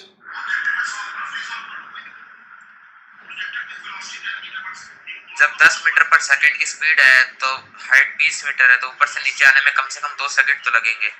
ऊपर से नीचे आने में कम से कम 2 सेकंड लगेंगे, देखता हूं, ठीक है, देखता हूं क्या होता है। मैं पहले इसका डायग्राम, अभी तो मैंने शुरू भी नहीं किया सवाल, ठीक है। तो अभी तो मैंने शुरू भी नहीं किया, मैं थोड़ा ब्लैक स्क्रीन के मूड में हूं, ठीक है। सवाल इस इधर से देख लूंगा। व्हाइट स्क्रीन आंखों में चुभ रहा है और डायग्राम इसमें अच्छा बनता है। चलो ठीक है, मैं उधर से देख लूंगा। Okay, a ball is projected with velocity 10 meter in the upward direction from height 20 meter. अभी मैं हाइट बना लेता हूं, अब मैं रफली बनाता हूं, ज्यादा टाइम नहीं पास करता हूं। हाइट 20 मीटर है, सो इस पर डायग्राम भी सही बनता है, ठीक है। बहुत इंपॉर्टेंट सवाल है, एनसीईआरटी में इस तरह के 2-3 सवाल दे रखे हैं, है ना। तो ये बहुत इंपॉर्टेंट केस है। 20 मीटर, तो वो सब आज होमवर्क में दे दूंगा। एक बॉल को मैंने प्रोजेक्ट किया, तो जानबूझ के मैं ऐसे स्क्रीन पे आया हूं, तो मैं समझ में आएगा अभी थोड़ी देर में क्यों ऐसा आया हूं। एक बॉल को यहां से प्रोजेक्ट किया, है ना, एक बॉल को यहां से प्रोजेक्ट किया, ठीक है, with velocity in upward direction from height 20 meter, find the time taken ball come to the ground. तो ये बॉल जो है वो ऐसे जाएगी, पूरा सिलेक्ट हो रहा है, एक मिनट, एक सेकंड, मैं बॉल को अलग बना लेता हूं। देखो मैं प्रेजेंटेशन पे कितना काम करता हूं ताकि तुम्हें समझ में आए। मुझे पता है कि मेरा प्रेजेंटेशन अच्छा होगा तभी समझ में आएगा, ठीक है। आई जस्ट देखो, ये मैंने इसलिए किया, यहां पे बॉल है, ठीक है, ये बॉल है, ये बॉल ऐसे जाएगी और ऐसे, मैंने इसे जानबूझ के किया ये, है ना। तो यहां से फिजिक्स में प्रेजेंटेशन बहुत मैटर करता है। देखो मैंने जानबूझ के ऐसा किया है, इस स्क्रीन पे आओ, बॉल ऐसे जाएगी, है ना, ऊपर जा रही है, और एकदम लाइव तो नहीं दिखा देता, और ऐसे वापस आएगी, ठीक है, इस तरह से वापस आएगी। तो देखते हैं क्या सवाल है। Time taken by ball to come to the ground, ठीक है, ये बॉल यहां से यहां पर आ गई, ये ग्राउंड पे वापस आ गई, तो ये बॉल का ट्रैक हो गया, ठीक है। डायग्राम बना, इसीलिए मैं कह रहा हूं व्हाट्सएप भेजो। ये देखो, अब तुम यहां पे डिफरेंस समझ सकते हो। ऑब्जेक्टिव एग्जाम में जैसे कुलदीप, अभी तुम लोगों ने आंसर दे दिया फर्स्ट का, जैसे कई लोग के आंसर आ गए, फर्स्ट का बी कह रहा है, कोई सी कह रहा है, आंसर चेंज करना अलाउड नहीं है किसी को, तो फर्स्ट का ये कह रहा है, सेकंड का, सब लोगों ने आंसर दे दिए। अब जो नीट और जेई का एग्जाम है, तुमने आंसर कैसे निकाला वो मैटर नहीं करता है ना। नीट और स्कूल का एग्जाम इस बात पे, जो मैं होम एग्जाम लूंगा, सब्जेक्टिव एग्जाम लूंगा, ये इस बात पे मैटर करता है कि बच्चे ने निकाला कैसे है, उसके स्टेप के मार्क्स होते हैं। तो मैं स्कूल के एग्जाम की तरह सॉल्व कर रहा हूं, तुमने कैसे निकाला, तो कितना डायग्राम बनाया, उस पे मार्क्स है। तो अगर स्कूल में मार्क्स लाने हैं, ये सब सीखो। स्कूल के सारे एग्जाम तुम्हें सिखाने के लिए होंगे। तो बॉल का ट्रैक ऐसा होगा, मैं थोड़ा प्रेजेंटेशन और अच्छा करता हूं, बॉल का ट्रैक कलर दिखा देता हूं। येलो बॉल का ट्रैक है, तो बॉल यहां से शुरू होगी, येलो बॉल लूंगा। बहुत इंपॉर्टेंट क्वेश्चन है, इसलिए आराम से एक भी ढंग से सॉल्व कर लिया तो मैं समझ में आ जाएगा, है ना। अगर इसको ढंग से सॉल्व नहीं करूंगा तो डाउट रहेगी तुम्हें हमेशा। तो सारा प्रेजेंटेशन में कितना टाइम वेस्ट कर रहा हूं देखो, है ना, और ये जानबूझ के कर रहा हूं मैं चाहूं तो क्वेश्चन 2 मिनट में सॉल्व कर सकता हूं, मगर नहीं कर रहा हूं, है ना, जानबूझ के बहुत सारी चीजें समझा रहा हूं ये प्रेजेंटेशन। तो बॉल ऐसे गई और ऐसे आई, तो पूछा है find the time taken to the come to the ground, ground पे आने के लिए टाइम कितना लगेगा। तो अगर तुम्हें डायरेक्ट इक्वेशन यूज करनी है तो यूज कर सकते हो। मैं ये डायरेक्ट इक्वेशन यूज करता हूं। बॉल को कितनी वेलोसिटी से फेंका, 10 मीटर पर सेकंड। बॉल की यहां की वेलोसिटी दे रखी है 10 मीटर पर सेकंड, तो ये वेलोसिटी है 10 मीटर पर सेकंड, 10 मीटर पर सेकंड। और किसी को अगर बेसिक क्लियर है उसको बिल्कुल भी दिक्कत नहीं आएगी, तो यहां पे लिखेंगे डिस्प्लेसमेंट। मैंने पहले ही समझाया था, ये डिस्प्लेसमेंट होता है, डिस्प्लेसमेंट वेक्टर फॉर्म में, delta y is equal to, नहीं तो यू लिख सकते हो वेक्टर लगा के, मुझे कोई तकलीफ नहीं है। वी नॉट लिखना, नहीं लिखना तो मत लिखो, वी नॉट की जगह यू वेक्टर लगा के लिख सकते हो, v naught t plus half g, vector g या वेक्टर ए लिख सकते हो, ठीक है। यहां पर ऑप्शनल है, कोई बच्चा चाहे तो v की जगह u लिख सकता है, मुझे कोई तकलीफ नहीं है, और g की जगह a लिख सकता है, मुझे कोई भी तकलीफ नहीं होगी, मगर वेक्टर का निशान जरूर लगाए, ठीक है। तो तुम ध्यान से देखो मैं सॉल्व कैसे कर रहा हूं, ये बेसिक है, सॉल्व कैसे कर रहा हूं, एकदम आंसर नहीं निकाल रहा हूं, बेसिक से, ठीक है। तो ये आ गया, और ये चीज दोनों के लिए इंपॉर्टेंट है, ये जेई के लिए भी, नीट के लिए भी, और ये चाहे स्कूल बुक्स में, ये तो सब एनसीईआरटी में भी दिया हुआ है ऐसे ही बेसिक से। तो फाइनल पोजीशन डेल्टा वाई का मतलब क्या होगा, final position minus initial position. अगर तुम बेसिक से करोगे तो तुम्हारा अगर कोई बच्चा इसमें बेसिक से नहीं करेगा तो उसको 50 कंफ्यूजन होंगे। Y final minus y initial, ठीक है, ऐसे बेसिक लिख लिया। और फिलहाल मैं ऊपर की डायरेक्शन को पॉजिटिव मानता हूं, नीचे की डायरेक्शन को नेगेटिव मानता हूं, तुम्हारी मर्जी, तुम नीचे भी पॉजिटिव मान सकते हो, तो आंसर में कोई गलती नहीं आएगी। ऊपर पॉजिटिव लेता हूं मैं, नीचे नेगेटिव फिलहाल, ठीक है। तो इसको मैंने और मॉडिफाइड करके लिख लिया, या अगर थोड़ा कम जगह बर्बाद करूं तो इसको मिटा के लिख दूं, साइड में लिख दूं, है ना। तुम चाहे तो और भी, इस डेल्टा वाई का मतलब क्या होगा, y final minus y initial. याद रखो मैं पहले से सिखा रहा हूं, मैंने पुराने लेक्चर बहुत इंपॉर्टेंट है, खाली नीट वाले बच्चों के लिए जो बड़े बड़े क्वेश्चन डिफिकल्ट किए वो इंपॉर्टेंट नहीं है, बाकी पुराने लेक्चर बहुत इंपॉर्टेंट है बेसिक वाले। तो रिवाइज करते समय बड़े क्वेश्चन छोड़ देना, क्विज के जो क्वेश्चन है वो छोड़ देना जो डिफिकल्ट वाले हैं, जिसमें बड़े बड़े इंटीग्रेशन किए, मगर बेसिक जरूर कवर करना। तो y final minus y initial, y final क्या होगा देखो यहां से मेजर कर रहे हैं। अब एक चीज बहुत इंपॉर्टेंट है, तुम ओरिजिन कहां पे लेते हो। सपोज करो हम ओरिजिन यहां पे लेते हैं, क्योंकि इसने ओरिजिन नहीं दे रखा है, तो यहां पर ओरिजिन ऑफ कोऑर्डिनेट सिस्टम तुम यहां भी ले सकते हो और यहां भी ले सकते हो। फिलहाल मैं ओरिजिन यहां पे लेता हूं, ठीक है। ओरिजिन कहां पे लेता हूं, और ये मैं तुम्हें एनसीईआरटी के हिसाब से बेसिक पढ़ा रहा हूं। अभी मेरा एम क्वेश्चन का आंसर देना नहीं है, क्वेश्चन मैंने बहाना लिया है, क्वेश्चन का बहाना है मुझे बेसिक सिखाना है, ठीक है। और एनसीईआरटी में भी ऐसे ही किया है, एनसीईआरटी में क्वेश्चन का बहाना लेके बेसिक सिखाया है। अगर एनसीईआरटी के तुम सॉल्व एग्जांपल देखोगे तो क्वेश्चन का बहाना लिया है और बेसिक सिखाया है। उसने क्वेश्चन ऐसे ही सॉल्व नहीं कर दिया है, एकदम बेसिक की एक एक चीजें प्लस माइनस का ध्यान रखते हुए। इसीलिए कहता हूं एनसीईआरटी को बहुत ध्यान से पढ़ना है, उसने एक भी चीज छोड़ी नहीं है, ठीक है। तो डेल्टा वाई हम लिखते हैं। खैर वाई फाइनल क्या हो जाएगा, वाई फाइनल ये ओरिजिन पे वापस आ गया, तो वाई फाइनल ओरिजिन हो जाएगा। अगर बेसिक से करोगे तो कोई कंफ्यूजन नहीं होगा, ठीक है। हाँ वाई फाइनल कितना हो जाएगा, वाई फाइनल 0 हो जाएगा और वाई इनिशियल +20 हो जाएगा, ठीक है। ओरिजिन हमने यहां पे लिया है, और आई थिंक कोऑर्डिनेट एक्सिस सबको पता होता है, अगर ऐसे ओरिजिन होगा, ये सब बेसिक्स तो पता होना चाहिए।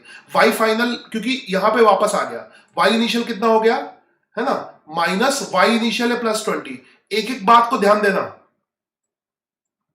तो ये -20 आएगा, है। इनिशियल वेलोसिटी ऊपर की तरफ है तो +10। एक्सेलरेशन मैंने कल सिखाया हमेशा नीचे की तरफ होता है, एक्सेलरेशन मैंने सिखाया हमेशा नीचे की तरफ होता है, और 10 मीटर पर सेकंड स्क्वायर इसकी वैल्यू फिलहाल ले लो, क्वेश्चन में दिया होगा शायद, क्वेश्चन में देखो वैल्यू दे रखी है, हाँ ये क्वेश्चन में ब्रैकेट में लिखा है, यहां पे देखो क्वेश्चन में लिखा होता है, नहीं लिखा हो तो 9.8 लेना, मगर मैक्सिमम जो अच्छे क्वेश्चन होते हैं उसमें लिखा होता है जी की वैल्यू के बारे में। एक एक चीज ध्यान से देखना, ये क्वेश्चन में तुम लोग ये मत समझना मैं क्वेश्चन सॉल्व कर रहा हूं, ये मैं बेसिक सिखा रहा हूं, ठीक है, बेसिक सिखा रहा हूं। क्वेश्चन सॉल्व करने का तो टाइम पे ध्यान मत देना, कोई बच्चा कहे कि एक क्वेश्चन में इतना टाइम लग गया, इस क्वेश्चन में 2 घंटे भी लग सकते हैं। इस क्वेश्चन यहां पे बहाना है, बेसिक सिखाना है, ठीक है। तो क्वेश्चन में सॉल्व नहीं कर रहा, क्वेश्चन तो मैं बहुत जल्दी सॉल्व कर सकता हूं, है ना। तो यहां पे सिर्फ बेसिक सिखाने के लिए, इसीलिए देखना एनसीईआरटी की किताब में सिर्फ 2 या 3 सॉल्व एग्जाम्पल है, मगर उस एग्जाम्पल को उसने ऐसे किया है कि एकदम तुम्हें बेसिक सिखाते हुए, ठीक है। मैं होमवर्क में दूंगा क्वेश्चंस एनसीईआरटी के, तो खैर हाँ जल्दी जल्दी करते हैं। हाँ फ्रॉम बेसिक, हाँ नील पटेल फ्रॉम बेसिक कर रहा हूं, एकदम बेसिक। और इसमें कोई अगर तुम फिजिक्स में बेसिक से करोगे तो कोई कंफ्यूजन नहीं होगा, एक कंफ्यूजन नहीं होगा जैसे मैंने सिखाया तुम्हें, ठीक है। तो +10, और इसके जो मैं कर रहा हूं उसके अलावा कुछ मत करना, वो एकदम बेसिक है, कोई रटाने वाली कोई चीज नहीं। मैं एक चीज नहीं रटाता, मुझे रटने से नफरत है। मैंने खुद जो चीजें रटी है वो भी तुम्हें नहीं रटवाता, है ना। तुम्हें जैसे मैंने तुम्हें ट्रिग्नोमेट्रिकल एंगल की वैल्यू निकालना बेसिक से सिखाया है, रटने वाली चीज कोई नहीं करता मैं। खैर V0 10 हो जाएगा, टाइम निकालना है ना, कितने टाइम बाद वापस आता है, time taken by come to the ground, तो टाइम t है, टाइम हमें नहीं पता है।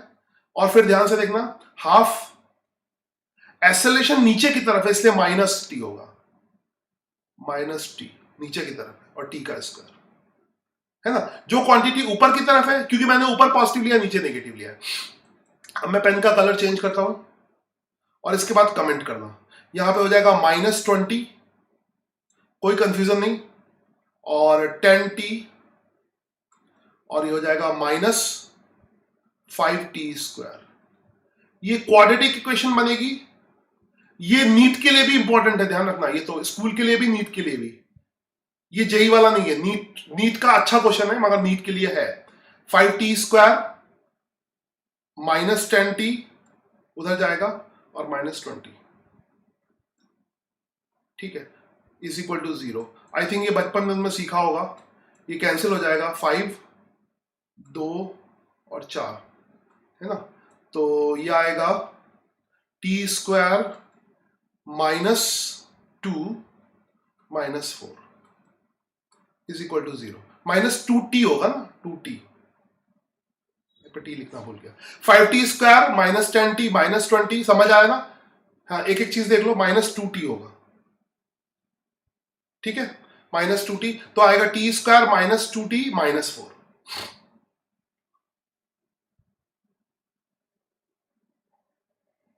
एक सेकेंड, मैं इसको दोबारा लिख देता हूं।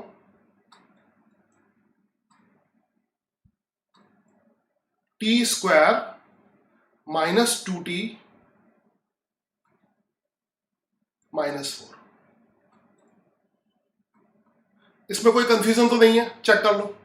ठीक है, अब आंसर देखो, 1 सेकेंड, 2 सेकेंड, 3.2 सेकेंड, ये अब ये देखना है। अब ये क्वाड्रेटिक इक्वेशन है, तो ये सिंपल तरीके से सॉल्व होगी। 4 को 3 माइनस 1 लिख सकते हैं, 4 को 4 माइनस 1 लिख सकते हैं, नहीं सिंपल तरीके से नहीं सॉल्व होगी, है ना। तो ये क्वाड्रेटिक है। आई थिंक तुम्हें क्वाड्रेटिक का सोल्यूशन पता होगा, मैं बता देता हूं अभी, है ना। ये टी स्क्वायर माइनस 2t और माइनस 4, चेक कर लो, से यस और नो। अगर कोई एरर हो तो बताओ, है ना, अगर कोई एरर हो तो बताओ। फर्स्ट का आंसर सबका सी आ रहा है, ए बी सी, 3.2 सेकेंड आ रहा है, तो वो देखते हैं। ठीक है, समझ आया। नीट वाले देख लो, ये क्वाड्रेटिक, अगर क्वाड्रेटिक तो पढ़ा होगा यहां पर नीट वालों के लिए। ये एक्चुअली में माइनस ये पढ़ा होगा, ए ये होता है, बी ये होता है, बचपन में अगर सीखा होगा माइनस बी। और अगर यहां तक सही है तो यस कमेंट करो सब लोग, यहां तक समझ में आया तो यस कमेंट करो। इक्वेशन गलत तो नहीं है, चेक कर लो इक्वेशन पूरी तरह से सही है। हाँ हाँ जिमी, केमिस्ट्री क्लासेस के बाद होगी वो, ऑब्वियसली होगी, जल्दी से चेक कर लो सारे लोग, ये सही है ना। ये काफी इंपॉर्टेंट है फॉर नीट ऑल्सो। तो टी की वैल्यू क्या होगी, माइनस बी प्लस माइनस, ये फॉर्मूला याद है, यस या ना बोलो, minus b plus minus under root, formula सबको याद है। नीट वाला कमेंट करो, नीट वाले ये फॉर्मूला याद है, अपॉन 2a, है ना।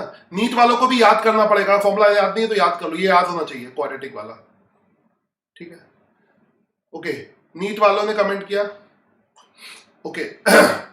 तो माइनस बी, यानी माइनस बी कितना हो जाएगा, 2 plus minus under root b का स्क्वायर, बी का स्क्वायर 2 का स्क्वायर 4 माइनस 4, ए की वैल्यू 1 है ना,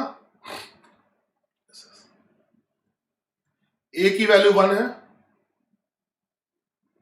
माइनस 4, ए की वैल्यू 1 है, और सी की वैल्यू माइनस 4 है। मेरा भी चेक करते रहो, 2a इंटू 1, तो ये आ जाएगा 2 प्लस माइनस, कहीं पे क्वाड्रेटिक इजीली भी सॉल्व हो जाएगा, मगर यहां पे डिफिकल्ट आ रहा है तो डिफिकल्ट वाला लेना ही चाहिए कि बार बार कंफ्यूजन ना आए। अच्छा सवाल लिया मैंने। ये कितना आ रहा है, 16, 4 4 16 4 20 हो जाएगा, है ना, अपॉन 2। तो यहीं पे कैलकुलेशन कर देता हूं पूरी, आई थिंक टी, ठीक है। टी माइनस 20 तो एक्सेप्ट नहीं होगा, टी प्लस 20 लेना पड़ेगा। तो 2 प्लस रूट 20, रूट 20 की वैल्यू कितनी होती है, 4 चौक 16, 55 25, 4.5 के आसपास होगी। मैं रूट 20 की वैल्यू अप्रोक्सीमेटली 4.5 लिखता हूं, तो उससे आंसर गैस हो जाएगा। तो 4 दूनी 8, तो हाँ 3.2 सेकंड के आसपास ही आएगा। ठीक है, 3.2 सेकंड। तो एग्जैक्टली कितना आ रहा है वो देख लो, 2 plus root 20 divided by 2, exactly देख लेता हूं, हो सकता है नन ऑफ दीज आए, मैं एग्जैक्ट चेक कर देता हूं। ठीक है, एग्जैक्टली कितना आ रहा है, फर्स्ट का डी आ रहा है, नन ऑफ दीज आ रहा है, हाँ फर्स्ट का डी भी हो सकता है, एग्जैक्टली जो वैल्यू है नहीं भी मिल सकती है। आई विल चेक एग्जैक्टली, ये थोड़ा बहुत कर लो चलेगा इतना। I will check exact, root 20 plus 2 divided by 2, root 20 यानी 20 का रूट ले लेता हूं, plus 2 divided by 2 is equal to 5.4 second आएगा, 5.4 सेकेंड आएगा। ये 20 का रूट क्या हो जाएगा, 20 का रूट 4.4 आएगा, हाँ ये तो मैंने सही गैस किया, 4.4, 4.5 चलेगा, प्लस 2, ये मैं पहले हाथ से मैन्युअली करने के बाद फिर कर रहा हूं, देखना, plus 2 is equal two divided by 2, 3.2 आ रहा है। हाँ सही है, सी आ रहा है भाई, कैलकुलेटर से चेक कर लिया, 3.2 आ रहा है, सी आ रहा है, फर्स्ट का सी आ रहा है, फर्स्ट का 1, हाँ वो चेक करके देख लो, फर्स्ट का सी आ रहा है। तो सी किसका सही है? हाँ फर्स्ट का सी। काफी लोगों ने गलत आंसर दिया, फर्स्ट का सी सही है, सी सही है। Find the total distance travel by the ball. तो ये कैलकुलेशन, ये नीट के हिसाब से भी सही था और इस तरह के एनसीईआरटी में बहुत सारे क्वेश्चन है। अब सेकंड क्वेश्चन के लिए कमेंट करो, find the total distance travel by the ball. ये बहुत अच्छा क्वेश्चन है, find the total distance travel by the ball. Total distance travel by the ball, comment में पहले देखता हूं। सेकंड का डी बोल रहे हैं, सेकंड का कुछ बच्चों ने टोटल डिस्टेंस,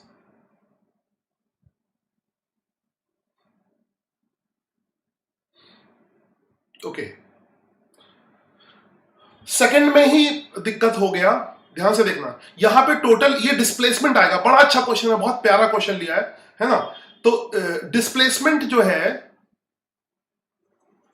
ये मिटा देता हूं। आई थिंक ये समझ में आया, यस कमेंट करो ये समझ में आया। It was very good question. आज मैं होमवर्क में इस तरह के एनसीईआरटी में जितने क्वेश्चन है सब दे दूंगा, सब तुम सॉल्व कर लेना, और जो अनसॉल्व है वो कमेंट करना। एक सेकंड, इसमें तो साफ हो सकता है, पूरा साफ हो गया, पूरा साफ नहीं करना था मुझे।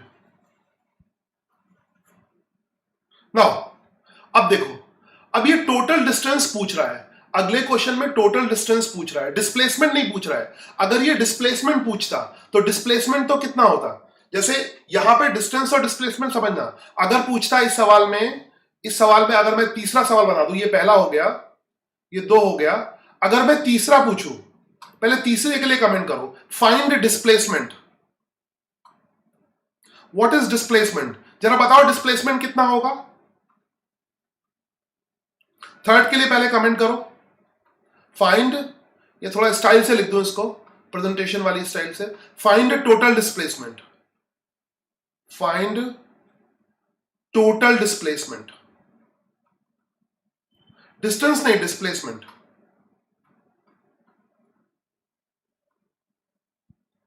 फाइंड टोटल डिस्प्लेसमेंट, कमेंट करो टोटल डिस्प्लेसमेंट कितना होगा।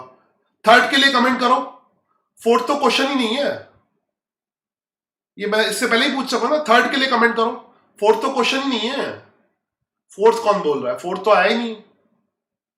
डिस्प्लेसमेंट कितना होगा, थर्ड, हाँ यस, डिस्प्लेसमेंट -20 होगा। बहुत लोगों को फिजिक्स आ गई, वेरी गुड, सही बात है। आई एम वेरी, कुछ प्रॉब्लम्स है मगर आई एम वेरी एक्साइटेड। इतनी फिजिक्स कभी किसी को नहीं आती है, मतलब अभी इस बार ऑनलाइन की वजह से बहुत फिजिक्स आ गई। यस, हमेशा इसमें कोई बच्चा सही आंसर नहीं देता था, एकदम सही आंसर है डिस्प्लेसमेंट -20 मीटर होगा।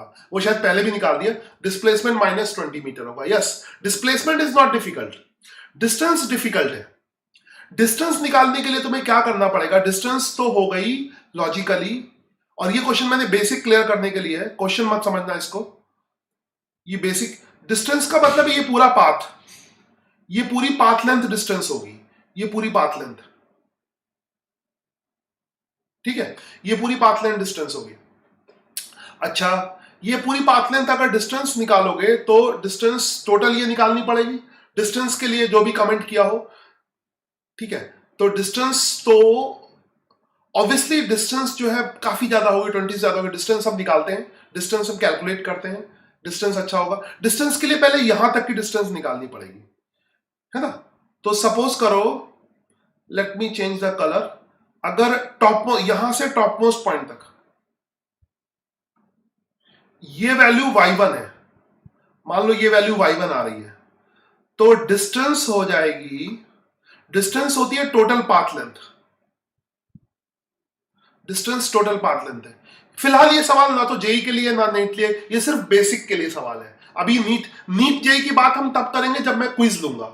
अभी फिलहाल कोई बच्चा नीट और जेई की बात नहीं करेगा, ये बेसिक क्लियर करता है। ये ना कठिन है ना आसान है, ये बेसिक है, और इस तरह के सवाल एनसीईआरटी में दिए हुए हैं जो दोनों के लिए हैं, ठीक है। एनसीईआरटी दोनों का बेस है, जेई और नीट दोनों का बेस है, ठीक है। तो इस तरह के सवाल एनसीईआरटी में बहुत है, बेसिक वाले। तो इसके अंदर बहुत डिस्टेंस कितनी हो जाएगी, 2y1, क्योंकि देखो ऊपर वाली डिस्टेंस होगी ये वाली y1 होगी, फिर ये नीचे कर्सर देखो ये y1 होगी, तो डिस्टेंस हो जाएगी 2y1 प्लस नीचे ये कितनी आ रही है 20, 2y1 प्लस 20। समझ आया? अब हमारे पास टेंशन है, हाँ डिस्प्लेसमेंट -20 होगा। वेरी गुड, डिस्प्लेसमेंट बच्चे समझ गए, बहुत बच्चे कमेंट कर रहे हैं। डिस्टेंस जो है, जब भी किसी सवाल में डिस्टेंस आ जाए सावधान हो जाओ, वो पक्का कठिन होगा, इसलिए डिस्प्लेसमेंट में कोई दिक्कत नहीं है। तो समझ आया ना? ये कमेंट करो, ये आया ना? डिस्टेंस कितनी होगी 2y1 प्लस 20। अब हमें y1 निकालना है, ठीक है? तो y1 निकालने के लिए एक डायरेक्ट फॉर्मूला हम यूज करेंगे, जिसका हम डेरिवेशन बाद में करेंगे। फिलहाल तुम्हें याद होगा, फिलहाल तुमने बचपन में ये फॉर्मूला सीखा होगा, तो वो लगा सकते हो। v square is equal to u square plus 2as, याद होगा। हम यहां पे 2as, तुम्हें ये बचपन वाला है। फिलहाल मैं ऐसे नहीं लिखूंगा क्योंकि तुम बचपन में नहीं हो, मैच्योर हो चुके हो, तो मैं ऐसे लिखूंगा इसको, v स्क्वायर, एक्चुअली में ये v डॉट v होता है, जो अगले चैप्टर में इसका डेरिवेशन होगा, is equal to v naught. यहां पे लिख सकते हो एनसीईआरटी के हिसाब से, है ना? अगर मैं एनसीईआरटी को, कोई फर्क नहीं पड़ता, v नॉट लिख लो, उससे कोई फर्क नहीं पड़ता, क्या लिखा है मैंने उससे फर्क नहीं पड़ता। इससे बस ये पता लगता है कि हमने एनसीईआरटी पढ़ी है। v स्क्वायर, और ये इसको लिख लो v नॉट स्क्वायर, है ना, प्लस 2as, ठीक है, as, ठीक है, 2as। तो एक्चुअली में ये फॉर्मूला ऐसे होता है, g डॉट डेल्टा वाई। अब यहां पे मैं इसमें इसलिए नहीं बता रहा हूं सही फॉर्म में, कि यहां पर डेल्टा वाई होता है, इस जगह डेल्टा वाई होता है, तो ये है, ठीक है। ये मल्टीप्लीकेशन में होता है, यहां पर ये मल्टीप्लीकेशन में ये फॉर्मूला होता है, ठीक है, g डॉट डेल्टा वाई। ये समझ आई बात? तो इसको फिलहाल हम मल्टीप्लीकेशन की तरह यूज करेंगे, देखते हैं क्या होता है। एग्जैक्टली फॉर्मूला ये होता है, ये आगे आएगा, नेक्स्ट चैप्टर में इसको डेराइव करूंगा वेक्टर में, ठीक है। और अगर इसमें कंफ्यूजन लग रहा है, तो फिलहाल अगर ये फॉर्मूला नहीं भी यूज करना है, तो बिना इसके भी काम चल सकता है, इसकी जरूरत नहीं है। अगर इसको नहीं लगाना तो अभी मत लगाओ ये फॉर्मूला, है ना, इसलिए मैंने इसको एक्सप्लेन नहीं किया था। तुम दूसरी तरह से भी लगा सकते हो, यहां से ऊपर जाने का टाइम निकाल सकते हो, ठीक है, पहले टाइम निकाल लो, कोई फर्क नहीं पड़ता। v is equal to 0, top most जाने का टाइम, तो टाइम के लिए क्या आ जाएगा, टॉप मोस्ट, यहां पे टॉप मोस्ट पॉइंट पे वेलोसिटी 0 हो गई, तो ऐसे लिख दो a से b तक, ठीक है। तो a से b तक का टाइम कितना हो जाएगा, है ना, v is equal to u plus eighty,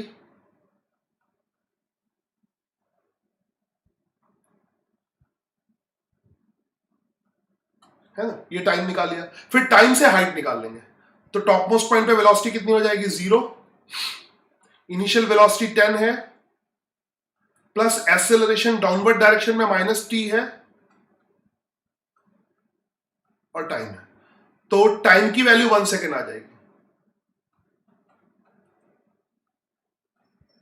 ठीक है।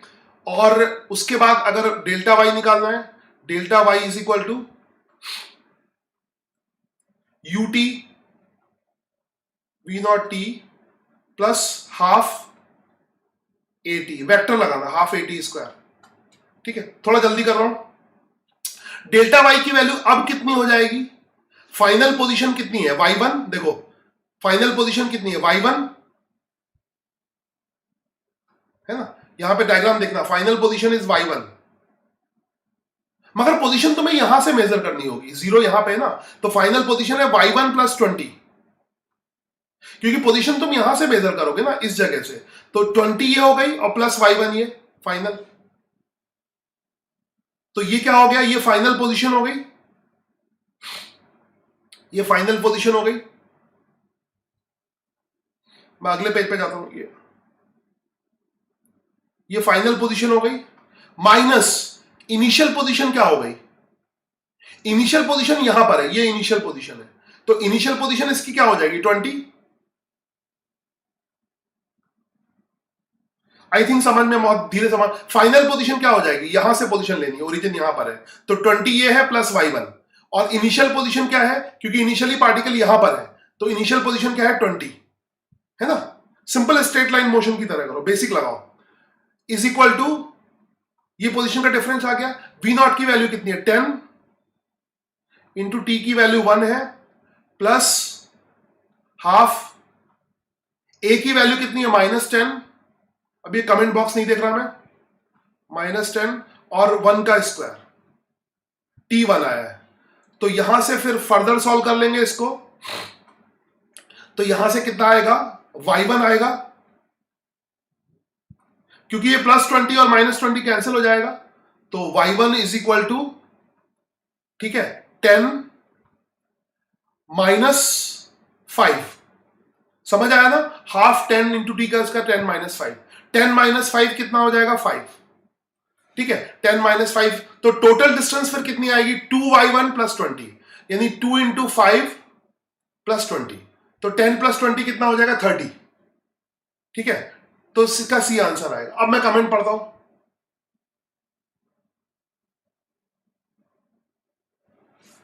पे y1 ही मिलेगा आंसर, सर 2y1,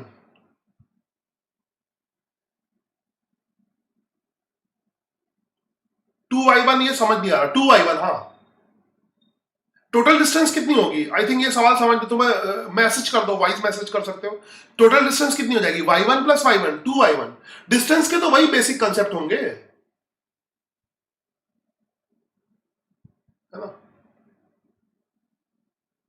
हाँ, फिर उससे डबल करना होगा, हाँ, समझ रहे ना, y1 तो डिस्टेंस में तो टोटल पाथ लेंथ, देखो बेसिक वही वाले लगते हैं, मैं बहुत आराम से, बेसिक कंसेप्ट वही है, तो ये सवाल एकदम बेसिक समझाने के लिए है, तो मैंने कोई फालतू की चीजें, कुछ डायरेक्ट फॉर्मूले हैं मैं अभी यूज नहीं कर रहा, डायरेक्ट फॉर्मूले हैं तो कई एनसीईआरटी ने बिल्कुल डायरेक्ट फॉर्मूले यूज नहीं किए हैं, है ना, पहले बेसिक समझाया है, पहले तुम्हें बेसिक समझना है, फिर तुम आगे बढ़ सकते हो, तो चाहे तुम जेई करना हो चाहे नीट करना हो, नो शॉर्टकट, पहले कोई शॉर्टकट नहीं, पहले मतलब जो मैं पढ़ा रहा हूं वो पढ़ो और एनसीईआरटी पढ़ो, एनसीईआरटी, एनसीईआरटी सबका बेस है, तो मैं एनसीईआरटी का पढ़ने का होमवर्क आपसे दे दूंगा, ठीक है, तो आई थिंक एक चीज और बतानी जिसको मैं कल भूल गया था, आज मैंने ये सवाल ले लिया, आई थिंक डिस्टेंस क्लियर हो गया होगा, एक सवाल में पूरा क्लियर करने के लिए सवाल ले लिया, ठीक है, इससे पहले भी एक सवाल लिया था, वो इससे आसान था, चलो कठिन वाला पहले ले लिया, आसान वाला छोड़ दिया मैंने, चलो चलेगा, ये इतना कठिन नहीं है,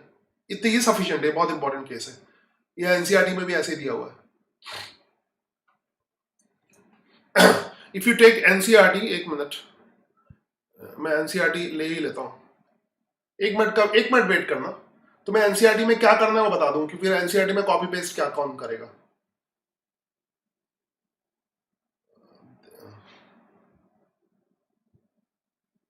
मैंने पीडीएफ,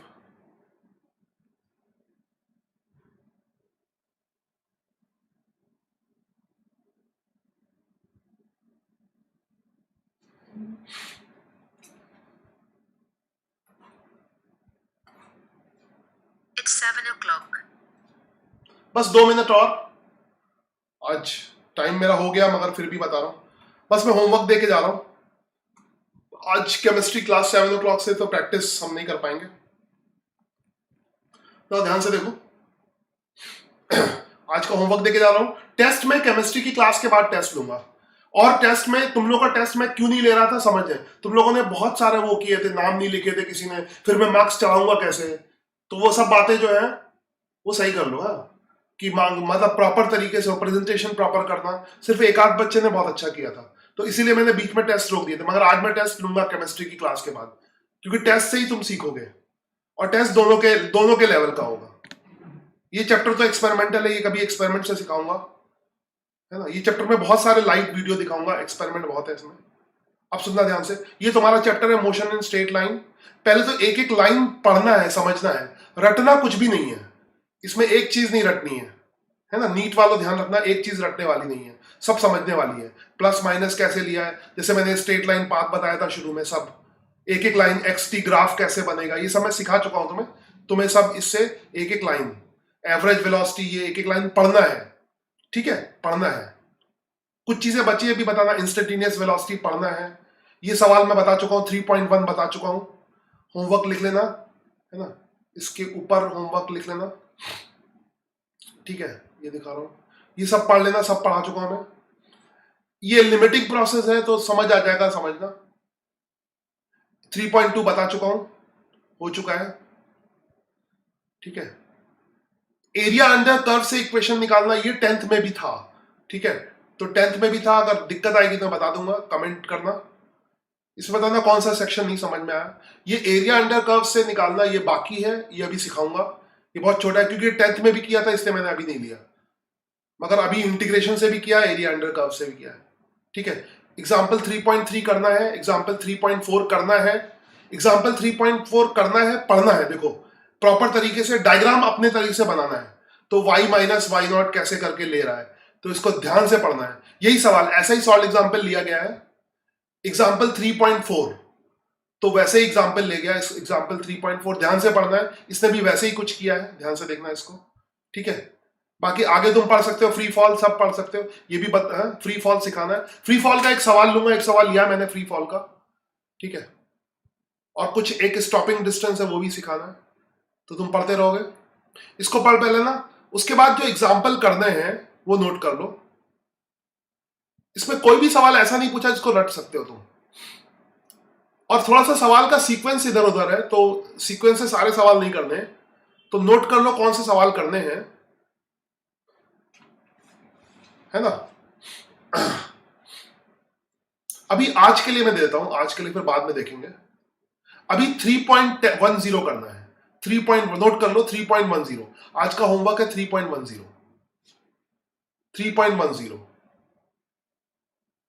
ठीक है, 3.10 और 3.12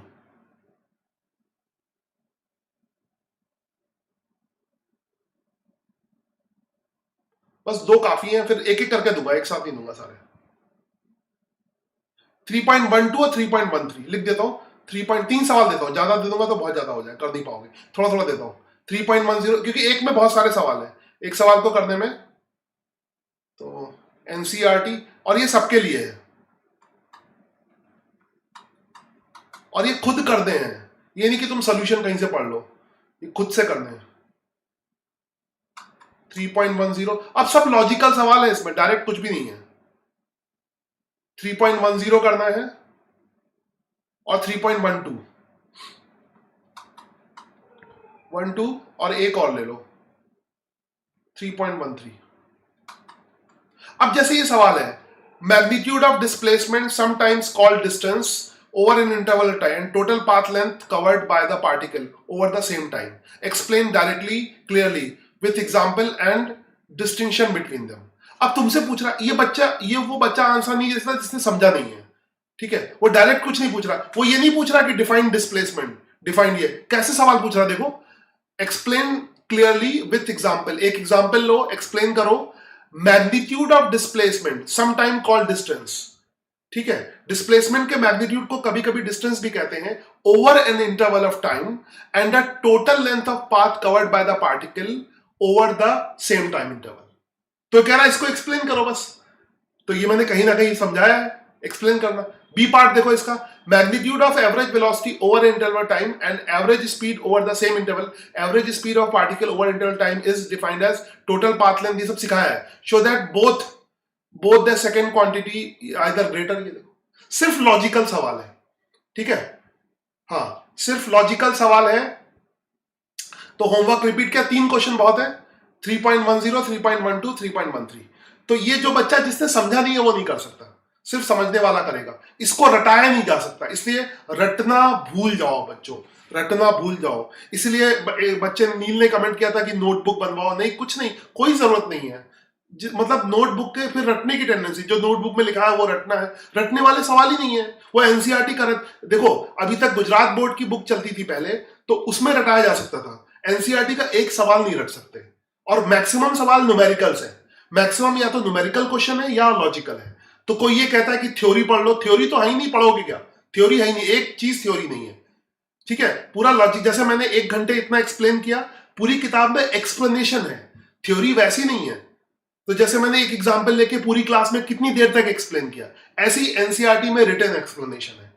तो थ्योरी होती भी है, उसको भूल जाओ। ये बेवकूफ बनाते हैं ना, इसके टीचर की थ्योरी पढ़ लो, गुजरात बोर्ड में जो भी है। जब से जो पैटर्न चेंज हुआ है ना, एनसीईआरटी पैटर्न हुआ है, तब से बहुत दिक्कत आ रही है। रट नहीं सकते तुम, तुम्हें समझना ही पड़ेगा। जो बच्चा नहीं समझेगा वो कुछ नहीं कर सकता। ठीक है,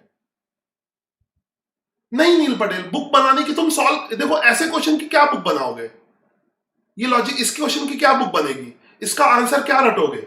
ये डिस्कशन वाले क्वेश्चन है, इसमें डिस्कशन वाले क्वेश्चन है। अब इसका आंसर क्या लिखोगे? Math the display sometimes called कैसे? क्वेश्चन ही उसने ऐसे पूछा है, क्वेश्चन ऐसे पूछा है नील, जैसे कोई बच्चा तुमसे डिस्कस करता है वैसे क्वेश्चन बनाया है।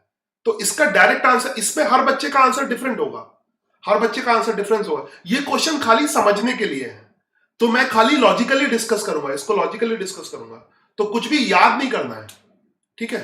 नहीं, कोई जरूरत नहीं, ये सब क्वेश्चन की एक बुक बनाने की कोई जरूरत नहीं है। एनसीईआरटी के क्वेश्चन अपने आप सॉल्व करो, और अगर तुम्हें शौक है तो एक काम करो, तो फिर स्मार्ट वर्क करो, इस क्वेश्चन का सोल्यूशन करके उसका इमेज लेके उसका एक फोल्डर बना दो, इमेज का फोल्डर बना दो, होमवर्क का फोल्डर बना दो, है ना? होमवर्क में जो इमेज लेते हो ना उसका फोल्डर बना दो। बुक तो खो जाती है, इमेज का फोल्डर बनाओगे वो सेव रहेगा।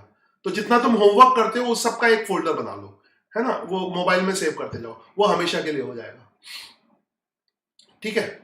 तो जो भी है,